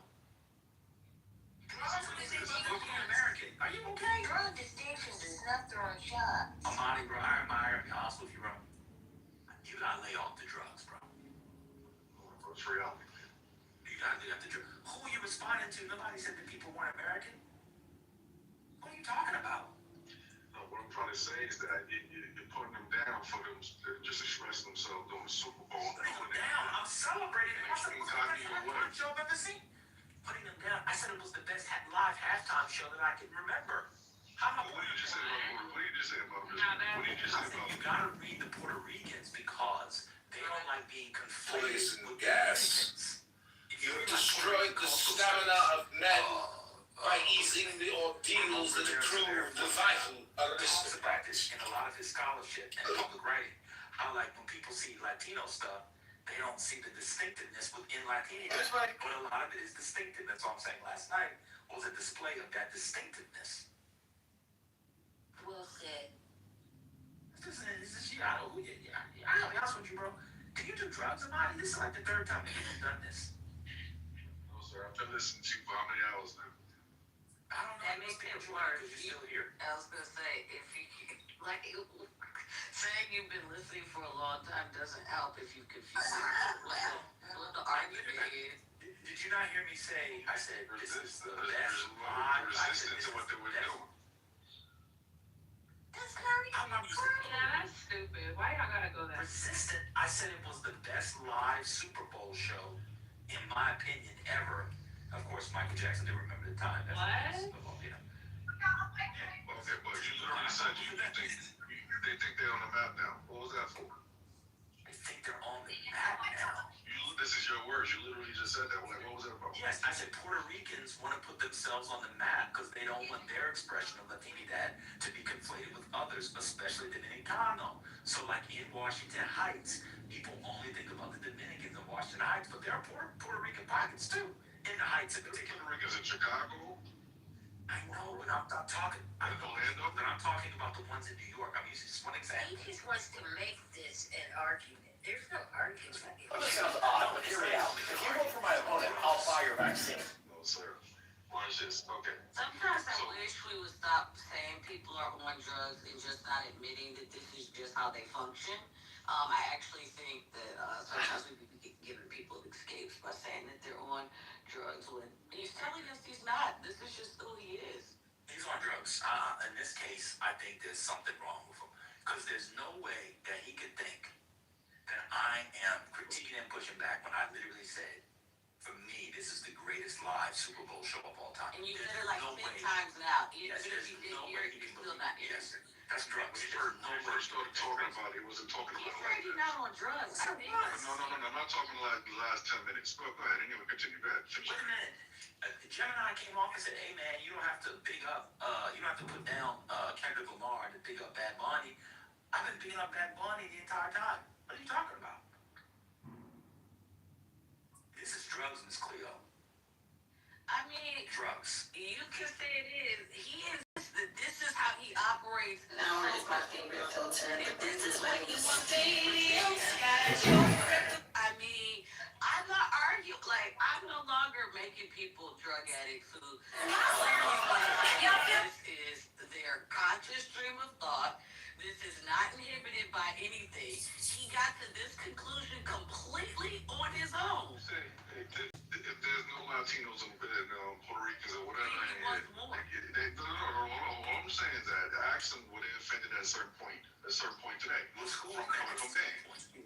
That's all you gotta do is ask that question. Now, who offended? If you just popped in here 10 minutes ago, you know what I'm talking about. He been throwing shots at him. Say it again. Along with him saying that he was the greatest Super Bowl, but he's been saying slight things. I know what it is. I don't think you. Oh, I got it. Like you said. I put in the chat. You're on the spectrum. Are you autistic? I'm not joking. Something wrong with you. Oh, he's autistic. Okay, Anna said absolutely nothing has been offensive to Latinos. No, he's on the spectrum. It's clear he's on the spectrum. It's clear. Because I'm not even saying that as a joke. It's very clear. Stop insulting people with ASD, please. Thank you. I'm not insulting. Do you hear him?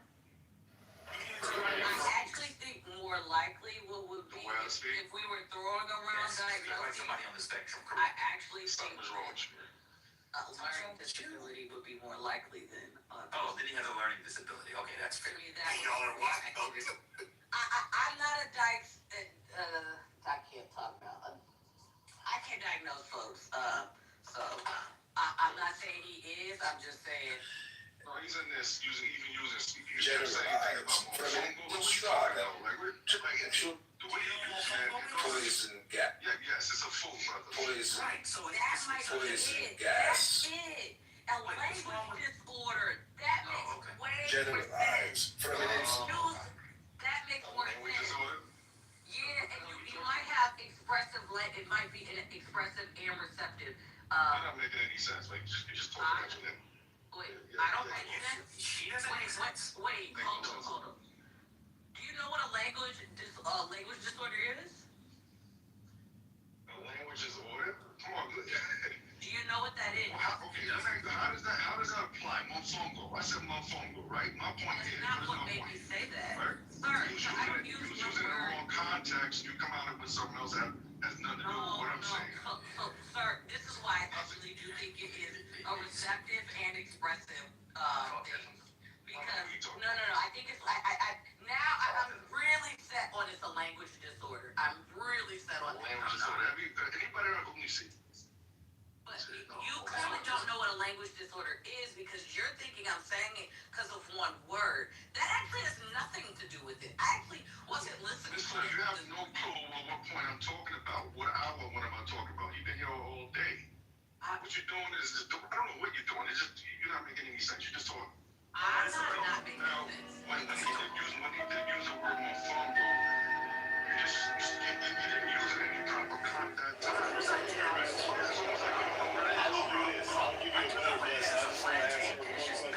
think it had meat in it. What's it got? Pilon? It's from Puerto Rico. I don't know if it's a national dish. I've had it in San Juan. One day you'll send your messages faster than a racing camel. I've had it.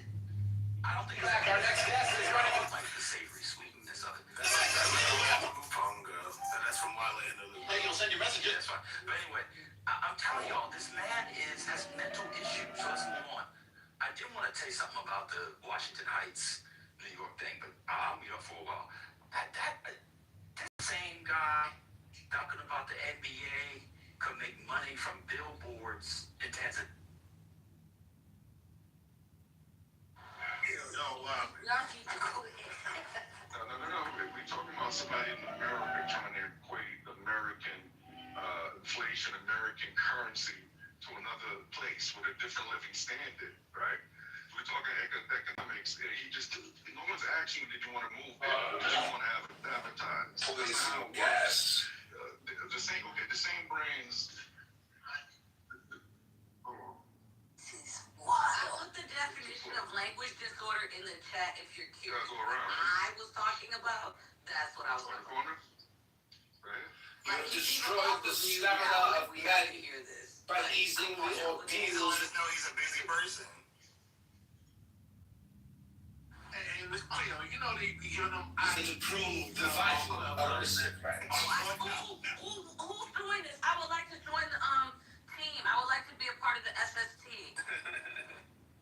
Well, actually, it wouldn't be SST. It would be UST. User Support Team. Okay. I have no problem assisting. This is like, that's why when Kimberly said auditory, I said no, it's a language. Well, I think auditory does fall under language. Anyways, I was like, oh, this makes so much more sense. No, he's either on the spectrum. Okay. There's no fucking spectrum that I'm on. Get real. Let's get back to the convo, bro. You said I said the man was given Puerto Ricanness. I was talking about how they don't like to be conflated. I was saying how great the performance was, how beautiful it was. The world is full of immigrants. You will not let them die. Deeper masculine. The children will be crippled past your coddling. And these, if they bear children of all. I'm almost done. I don't say dumb shit at all. I don't. So yes, you do. No, you don't. No, I do. Yes, I do. You had somebody cuss you out in here earlier. You think that? You're being cut out. From upstate? You gotta be from upstate. Wait, you think that You from Canada? Oh, you from upstate? Listen to you. Listen to you. Yeah, You're listen. retarded. Yo, You're you can't retarded. because somebody else went off on him. He says stupid You're stuff. That retarded. is bad logic. I'm leading a book club called The Art of Thinking Clearly. Some of you all need to take that book and dissect it because y'all ability to use logic is really gone. Like I don't know. Let You me don't get get back to logic. the. You're gone. Degenerates, Let's get back to the combo. doomed He to said that. die out He as said any that- other he said- race must die as soon as the Quite conditions literally. under which it throws. His cognitive capacities slowed up and stopped. I mean it literally. That's what I mean. Did you hear? He said I was getting back to the conversation. So anyway, I'm not an intellectual. I never claimed to be. I think there are very few intellectuals in America. But let me just continue. One thing that I found very interesting about this, which is also in the Heights, is how it expresses this is my own thing. People can disagree, but I think it's kind of interesting. If you know New York, I feel like it was more Heightsy than barrio-y. Did anybody get that sense last night? I felt like it was more Heightsy than barrio. Like it was more from the Heights than it was from El Barrio. That's how and I feel like in the Heights does that too because it's conflated with the barrio. And a lot of Puerto Ricans I know not from barrio, they don't like that shit. And I kind of feel like this was. I thought it was kind of interesting. I gotta go on mute. This motherfucker is. And also, I agree. It also gave me more nights than El Barrio, but it reminded me, and it definitely was more Manhattan than the Bronx for some odd reason. But There was a lady from Brooklyn. I found out that when he took that shot, that woman owns a spot in Brooklyn. I think it was on Episode was an amalgamation of all the stuff I felt anyway. Maybe you want to say the story up. Let me go real quick. I also found, I don't know if it's true, they said that actually was a real wedding. Well, my mother-in-law is from Panama. She's from a place, she's not from Panama City. What the hell is she from? I forgot where she's from. But where she's from is very rough. It's very, go ahead, tell me the city. I'll tell you if that's No, I true. was gonna ask you, is it the area where lots of black people were? But then you said Yeah, she's from Cologne. She's from Cologne. I just came to me. Yeah, she's from Cologne. Yeah, it's very black, the part where she's from, and very poor. And she goes back and she does her work there to help out. You know, she does what she can with what she has. But while we were watching it, she said, yes, this does kind of remind me of back home, and somebody turns on music, and it's a party right then and there on the spot. She did say that. But also give a band and saying, it's hard to recreate the real, it was Hollywood, it was choreographed, but I loved it. It was great. I loved how my mother-in-law was excited about it because, the culture is shining. It's their time to shine, and if anybody's going to hate on that, there's a special place for you. I'll congratulate you. I didn't say that. That's not what I was saying at all. What's happening today? I didn't say anything about the inability to recreate anything. I'd say you said that. I don't know what's going on. You did. You just said, I can see what you're saying, man, about the inability to. You just said. What was your description? What was your description? It wasn't Mario. It was. I was saying that it felt more like it was Washington Heights Puerto Rican culture than El Barrio Puerto Rican culture. What does how Okay, did that do with that? it's like a R's. I misunderstood you, brother. Okay, cool. Y'all go ahead, man. Sometimes we end up talking like something nobody said. But anyway, the point that y'all got it. Cut some out, man. What are you doing? It's hard. I don't know, man. I'm not used. This is hard to get used to even after 5 years. I gotta be honest. It's really hard to get used to. I think I'm used to it. I'm not used to it. I'm just not. I can tell by how flustered you are. You don't know what to say right now. It's hard. I think that's one reason, maybe semi-consciously, pre-consciously, whatever you want to call it, depends on which Freudian interlocutor you read. why I feel like I'm drawn to the app, because I just never come across people that can listen to somebody for 15 seconds to, according to Amadi, hours, and then completely say the opposite of what they said and stand on it. I don't. Listen, tomorrow is not promised. You gotta cuss that motherfucker out today. Nah, I can't do it. I think the age of whataboutisms, that's where a lot of that shit comes from.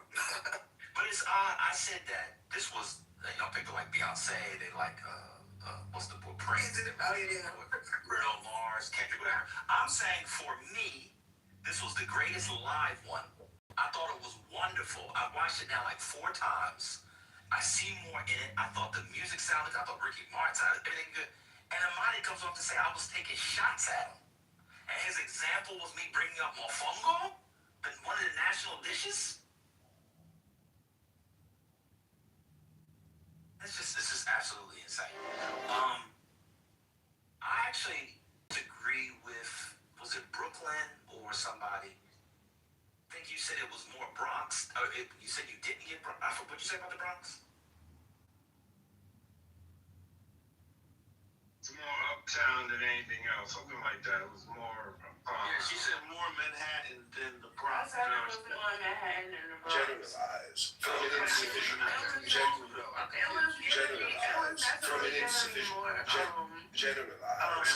insufficient It just felt uptown. It felt uptown. It felt like uptown. It felt more like uptown more than the day I grew up halfway to nobody else. And we got spots in Philly, like North Philly. That a little bit, right? The lady outside, the lady cooking something, you know what I mean? And it's the dinner into a whole black neighborhood, like that. Bringing music out, shit like that. I can understand that. Puerto Rican pocket, that's what I put. Puerto Rican pocket, that's what. And you go, yeah, I like that, the Puerto Rican pocket.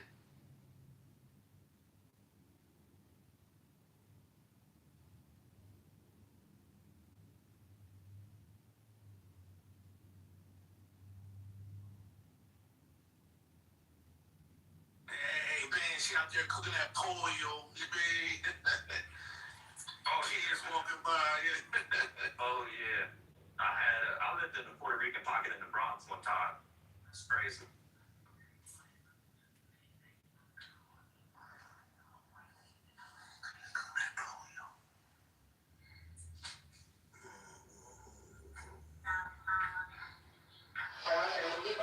Gillian Maxwell, you know from the Epstein files, didn't tell the truth. She got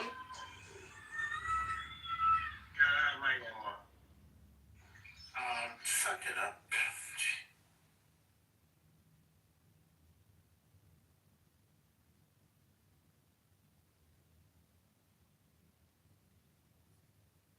I do think it would be dope, though. I wasn't joking. Like, it would be really cool if, like, somebody did a big documentary kind of thing, like a PBS thing, but maybe make it more produced. You know, where people see, Latinidad and its different expressions, because it's not all the same. It's not all the same. I think that'd be really cool.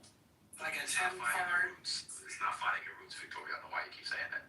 Like a 10-part Ken Burns, but not Ken Burns or something. Yeah, I mean, you don't have to be long like that, but Because he said Henry Louis Gates, which he was finding your roots on PBS. Yeah, he was also the signifying monkey. Oh, what? You're insulting. The signifying monkey. Okay. Well, Yes, you know, I'm I insulting can him. read on Yes, CII and yes. that. I'm insulting him by naming his most famous and important book. That's the name of his book. One of his books is called The Signifying Monkey. You dodo bird. Is it past his nap time? Why would you think I'm insulting somebody by naming his book? Alright, the way that you said it, hasn't read it. you were saying that. Hasn't read it. Know anything about it, that's what. Yeah, I didn't read his book. I watched Started his from just video 20 books. for many. Yeah, you said he did Finding His Roots. I said, yeah, he's also of the signifying funny monkey. guy. That's what I'm saying. Like he's done a lot. That's what I was saying. You said I was insulting the man.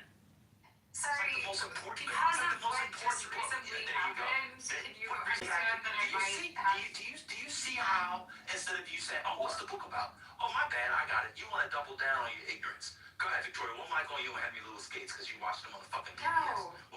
I met him before when he was... Oh, wow, you met him? Oh, wow. I didn't know that you wrote the book. That was my bad. I apologize. Then just ask. I honestly didn't know. Just ask. I don't know anything. Okay. Well, just ask. You do come across, like, when you were saying it came across as an insult, and I thought, why would you insult this man? So, I apologize. Because it had monkey in it? What was the insult? I said signify. I said, yes, of the signifying monkey. Round to the... I did apologize, and I am sorry for... But you don't want to... You don't know the book about it. You don't care about the book. I'm going to look it up. I don't need you to explain it. I can look it up I got myself. you. People, again, I was speaking, you wanted to disagree. I would like to offer a healthy submission of the women apologize. We want to focus on our actions that contributed to the said problem, not the other person's actions, right? Because then that cancels out the apology. And I'm saying this as a person that's big on that. We teach the kids that with the social emotional learning push even down in elementary. So for instance, you wouldn't apologize by saying, well, I'm sorry if you feel. You see what I'm saying? Like that takes away, that's not acknowledging the contribution to the problem, particularly your actions.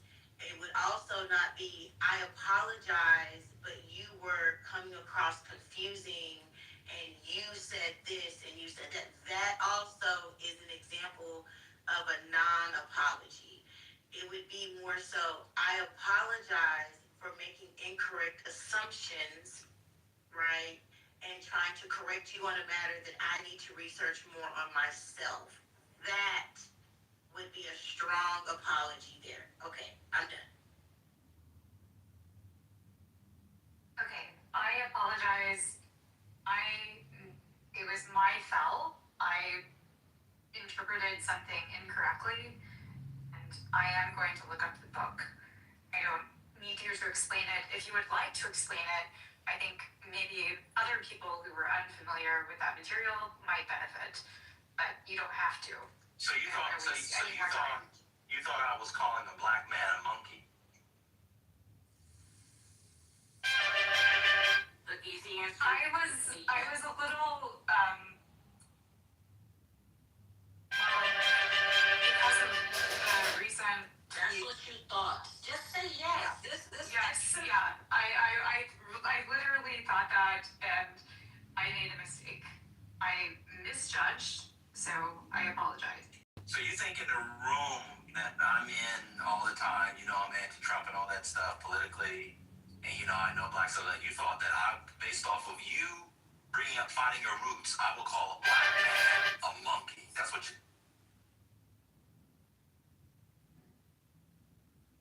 I really don't want to go down a rabbit hole. No, let's go down the monkey hole. So you thought I was calling... Clearly, I can't say anything that will land. Oh, no, you can land. One mic on you. Go ahead. My apologies. No, one mic on you. Please land. Let's go down the monkey hole. Monkey hole. So because of Donald Trump, remember earlier when I said people's brains are warped and they can only think through Donald Trump? You thought that in a discussion about me saying they should do PBS videos with Latini Dad, right? That I was calling him a monkey. Is that what you... Okay, he's written many books. Why focus on that? Why would you respond? Because it's his most famous one, and And it's the one that made him an academic superstar that got him to Harvard. Okay. It's arguably the greatest book of literary criticism of the second half of the 20th century. That's the book he's most known for. So let's go back. Well, it doesn't matter. It doesn't matter. It doesn't matter. It doesn't matter. Let's go back to the monkey hole. So you thought because of Donald Trump, I was calling a black man a monkey.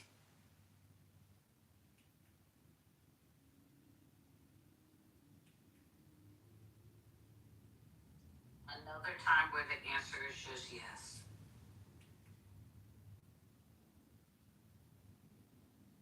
That's not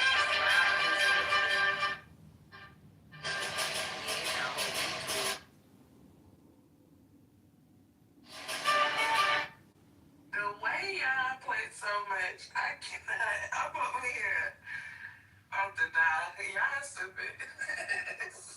Not like, oh, what's that? Oh, why'd you say that? So she assumed because of Donald Trump that me, Mr. Negro, Mr. calling for the PBS documentary, I was calling you a monkey. What's the signifying part? Like, if I was the person, Victoria, what's a signifying monkey? Do you know what that even is?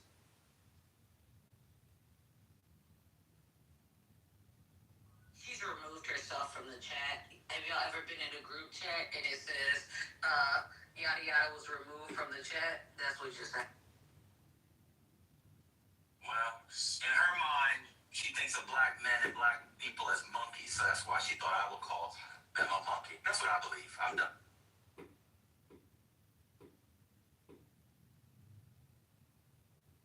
Remember, this is the same lady that said we all excused O.J. Simpson for killing Nicole Brown Simpson. Y'all remember that? That's what. This is the same lady that said that. Remember that? That she was. Oh yeah. He said. Remember? No. This is you because we were talking about Sharon Moore, and you said you people will turn him into a hero, just like you did O.J. You people. That's what you said. That's what she said. Oh yes.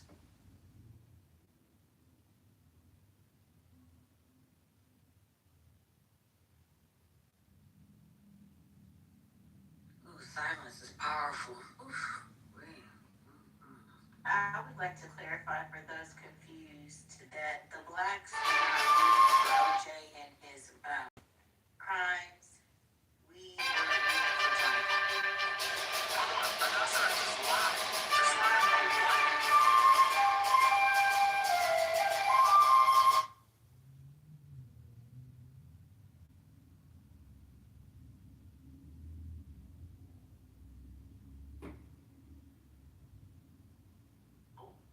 Well, let's be fair with the OJ thing. I was super young, but I was rooting for a black man getting off, period. So that was my point. damn it, Brooklyn. I mean, here's the thing. How many white people get off and we don't even know their names and we're sitting up here worried about OJ? I don't understand the significance of even talking about it personally, but maybe I'm flawed.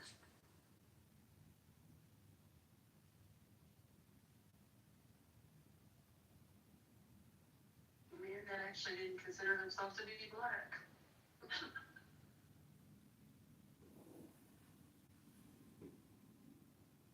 Just because somebody don't consider themselves black don't take away their blackness. I don't really give a fuck about that. Just ask Tiger Woods.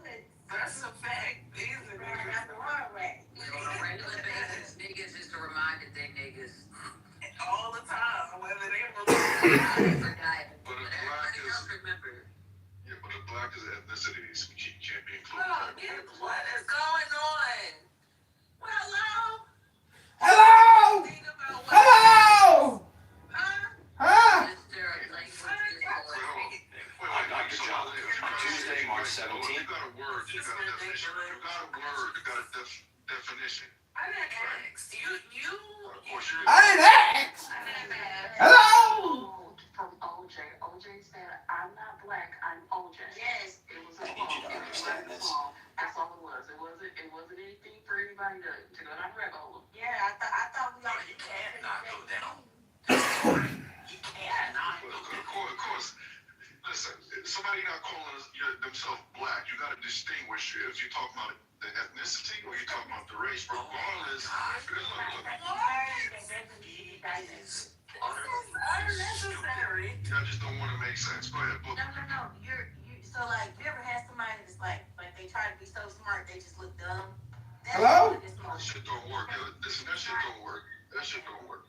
It's not gonna work. There's something that definitely don't work in this conversation. What is ethnicity-wise and race-wise? How about that? How about that? Talk about that. That's what happens when you just come in with some. No, if somebody doesn't want to claim something, you got to figure out why. And if you're not asking, what's the point of talking about it? People are self-hating. So like, she hates the fact that they are black. Hello? Doesn't mean that they're not. She wasn't. So I just want to make sure we're clear. Like, Tiandra didn't decide that she wanted to dissect this. This was not a statement of her own. It was a quote. Hello? Yes, it was a quote said by Brother OJ. Hello? Whom Jay-Z included. Hello? One of his songs. Hello? That's how I interpreted her contribution. Hello? And so we don't have to dissect because it's not like she brought it up for Hello? conversation. Hello? We don't know what the fuck you're talking about. Hello? We do, but we know that it's misplaced. Hello? And they were gently trying to wake Hello? you up to that fact. And they were gentle, and I just Hello? hit the button that just said, just go downstairs and think about it. Hello? That's all we have to Wish do. you hadn't done it as a Christian. Hello? So, who's helping me in creation of the learning plan for this gentleman Hello? with a language disorder? Miss Chrissy, well, you know, because I know what you do and you know what I do, and we do that enough. Oh, Right, free labor, you're right. Yeah, I'm not saying the universe or with this. Hello? I'm not gonna do that. Hello? But I was intrigued by the group of people who are issuing them on Hello? I would love to see Yes, it needs to be some metaverse IEPs listed on these Hello? programs so that way we know how to engage with y'all. Like, definitely so. I just shit. Hello? No. Once I see you were intentionally being obtuse. And the thing is, Jack, Hello? that way you can curate the realm accordingly, and everything will run smoother, I think. Hello? You got the IEP. Hello? You the next one. Me, a fucking, You know, every school plan. I was in the top class of every school. Hello? Fucking bank I go to, they give me $1 million, nigga. Hello? Every bank I go to, they give me $1 million. Why the fuck I'm supposed to care about what you talk about? Or Hello? no, I don't know how you was in school. Nigga, you can say anything. That's the thing. I'm tired of you niggas on Clubhouse just volunteering information. And can't nobody even prove to be right. Hello? Every bank I go to, they give me $1 million then, if that's the case. Hello? If you ain't have an IEP high school, get the fuck, you're not. Oh my, thank you. Hello? I'm telling you, my mom used to read to me, man, every day, man. It helped out later in life. I can't help it. I'm like a reading machine, man. Unnecessary. How exactly did her reading to you help you later in life? Out of adolescence, you know what I mean? When you turn Because I know one thing he can't read, and that's the fucking room. 14. Yeah. Like, come on, Janet. Reading should be something that helps you immediately. A delayed help of, like, if she read to you as a child and it didn't help you, I'm talking, my man. Shut up. You mad because I fucking make sense. If your adult parent read to you as a child and it didn't help you until adolescence, my gathering is definitely. Hello? Sir, I am talking. get my thought out in one continuous flow without the interruption of use. Hello? So, if a parent read to you as a child and it didn't help until you were in adolescence, I would gather you likely did have an IEP. Because I wasn't going to say that. I'm from Brooklyn now. Actually, by your own admission, I believe that you likely did. Because someone read to you on a consistent basis as a child. And Janet will support me. The statistics on that show, you should have been seeing that as an immediate support for your learning. Immediately. Hello? All of elementary school, you should have seen the results. But you didn't see it till you got to middle school. Hello? I would gather the only reason that is because there was some type of thing that was happening. And that's okay. I love Hello? children with disabilities. I spend most of my time working with that. Hello? And I just want everybody to realize how beneficial could one fish, two fish, red fish, blue fish be in your 30s. Hello? Huh? You gotta think about that. He said that his mom and them read to him when he was a kid and it just kicked in. Hello?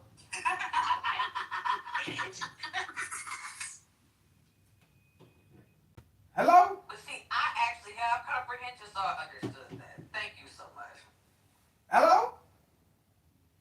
I don't know anybody who read on grade level. I thought immigrants. That is such a fact. Hello? Kimberly.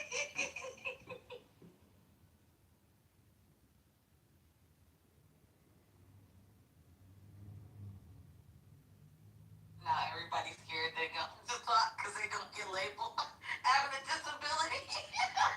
No, I don't think people are scared. I mean, at one point we had people saying that the Super Bowl halftime show was representative of Southern California, and then we got to Tijuana. I thought that was Mexico. So clearly they need a map. No, geography class didn't go well either. That shit threw me off because I'm trying to figure out. Bad Bunny is Puerto Rican. He's an American artist. We know, but somebody said that the halftime show reminded them of Southern California. I don't understand that. That shit threw me off the most. Because then, that was so New York, that was ridiculous. Wait a minute. Wait a minute. Didn't he highlight something from California? Like a business? He goes from in the beginning, he said something to California because the Super Bowl was in California. He said hello to California and San Francisco. And he said, I'm in Super Bowl 60. Yeah, nothing to do with Mexico or Cali. But did you guys talk about the fact that Trump actually watched it and didn't watch the Turning Point halftime show?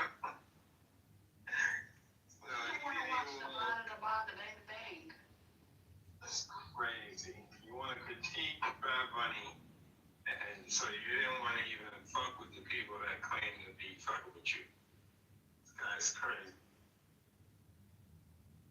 I seen clips of that Turning Point. It's hard to watch. I'm not gonna lie.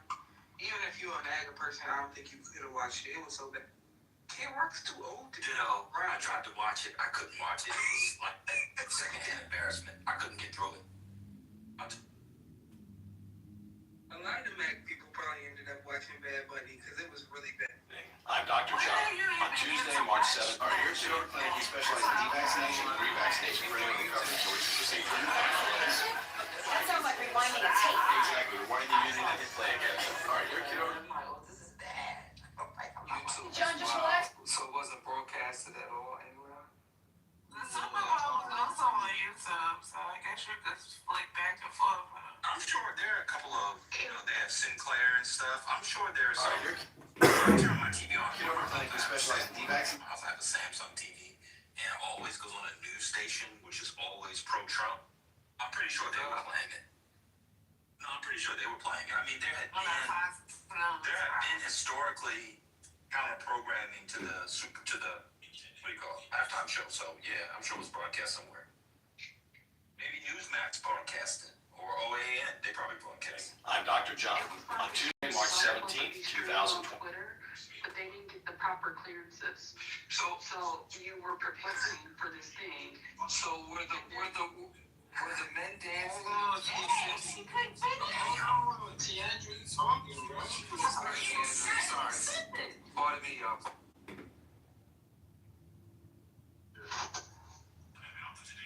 See? I guess she's over. I guess she's done. Pardon me, I threw my bag. Were those 6 men that were dancing in ICE uniforms, was that like a troll meme that I saw, or was that actually part of the performance? I asked this question earlier. That's troll. I'm Dr. John. On Tuesday, March 17th, It was at the turning point thing, or at... I'm Dr. Your Kitover clinic, we specialize in devaccination and revaccination. I'm like, I was like, is that real? See the one where they have Your ice twerk. That's all troll, bro. I think the alternate halftime show also shows you how ill-prepared they are, how they don't have production skills, how it's executed terribly. Forget about the pathetic artists that were there.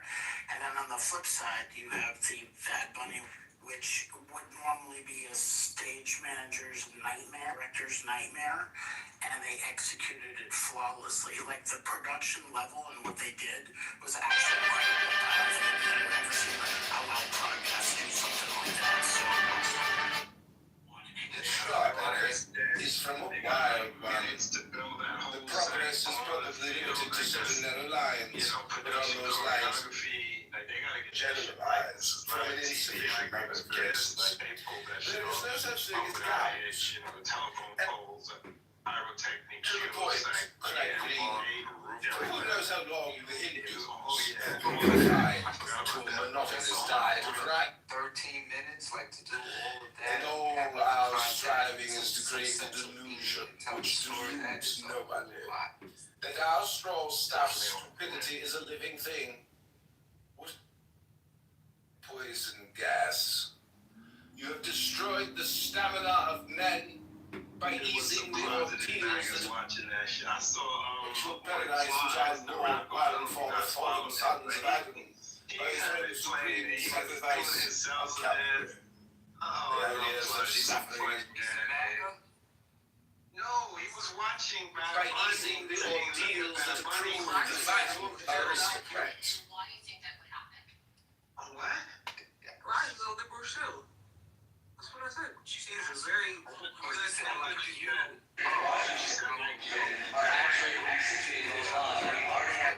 It's not like YouTube man. Sorry, the person who asked implies was a Thing is, the 6 cares was too much for me. Thing. No, I don't like because they didn't say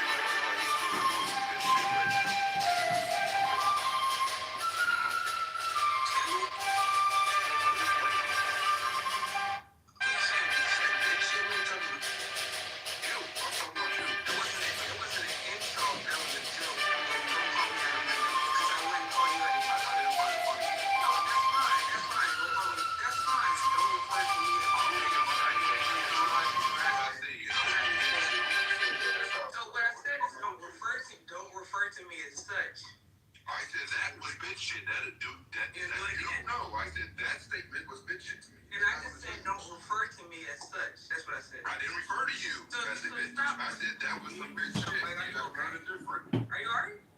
Hello? Clearly not.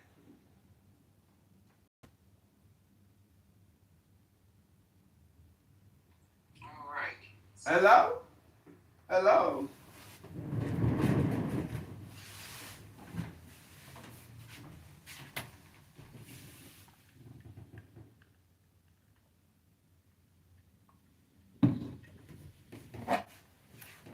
Flies, that's a funny brother, man. You know, he up there, like, look at Bad Bunny, and he doing his big little salsa dance, and you know, he doing his little cackle.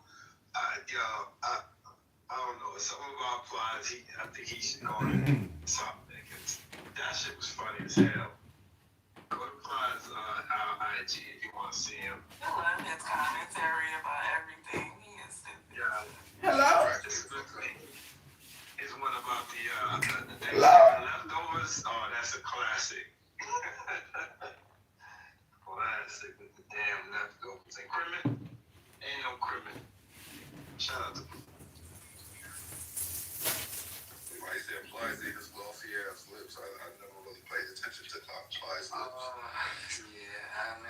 the guy. I got nothing to say about Plies, to be honest with you. That is I hear him. I see his I scroll by. I didn't mark my particular. You know what? You should give an ear to him. Like, there's a few entertainers that actually have some value and credibility when they actually speak, which is weird. It's the ones that throw you off. Like somebody said in the chat, Vic Mensa actually is like scarily accurate when he gives his spiel. Like I've listened to him multiple times recently. I don't even follow him as an artist or anything like that, but his commentary has actually been like it aligns with what I see. Like he's accurate in his depiction of what's happening. Did y'all know that the KKK sponsored the Turning Point halftime show? Yeah, I posted it. Did I? Hold up. Is that official or they unofficially sponsored it? They sponsored it. In the sponsors list. Wait. Say it again? The KKK sponsored the Turning Point halftime show. What chapter of the They KKK? were one of their sponsors. I'm supposed to know. You want me to find out? I just want to Chapter? yes, it does. I want the most accurate information. That's why I asked the question. I don't fucking know. Hello? It's the fact that it was the Hello? I just posted the link. Rambo, I think we're asking for a verifiable source, not Instagram. Thank you, Jordan. No. But this is like you can look at it. This is it's legit. I don't use that as a. No, I'm not being disrespectful. Hello? I'm just saying. I'm just gonna make it work. Social media, just for if you don't mind, social media right now is the home of the most things you can find. Like half of it is AI, half of it is fake facts. And I feel like a lot of what I'm seeing on social media unfortunately takes away from the credibility of the seriousness of the shit we're dealing with, especially with the Epstein files. Because there's a couple of accounts I follow that are supposed to be uploading videos that are from the Epstein files, different things from the Epstein files, but then comments that say, you know what, this is actually from X, Y, and Z. And running my research.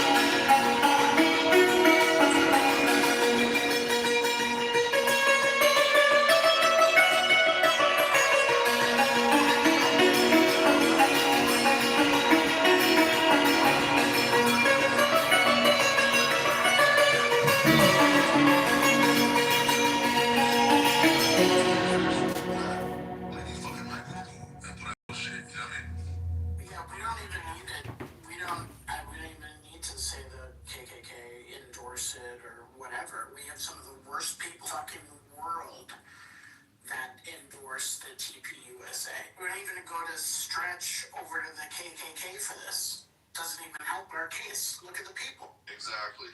It's bad enough. It's bad enough as it. The fact that they went and made that whack ass alternate halftime show just to try to, like, I did see Jake Paul. Come on, Gemini. You know you're getting jiggy with it. Man, I was yeah, come on, bro.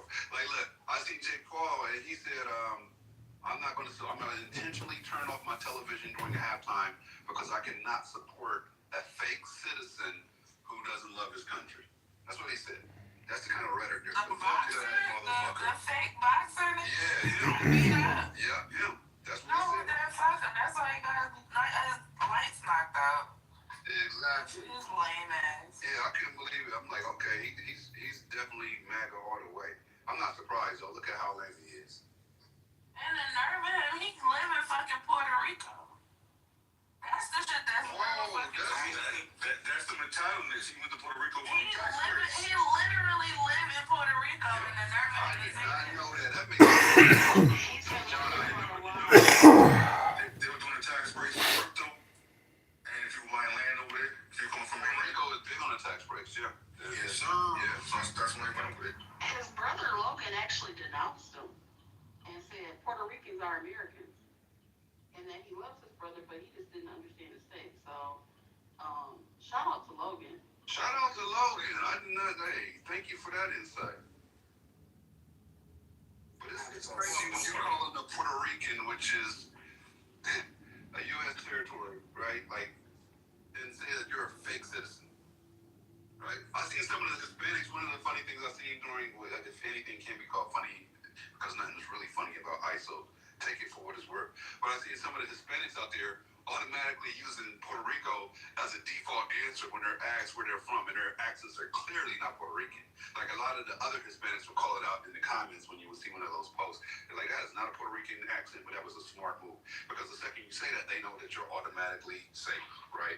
Your citizenship is validated. So for Jake Paul to say that he's a fake citizen is crazy. But it really did one time during Puerto Rico, but it wasn't working.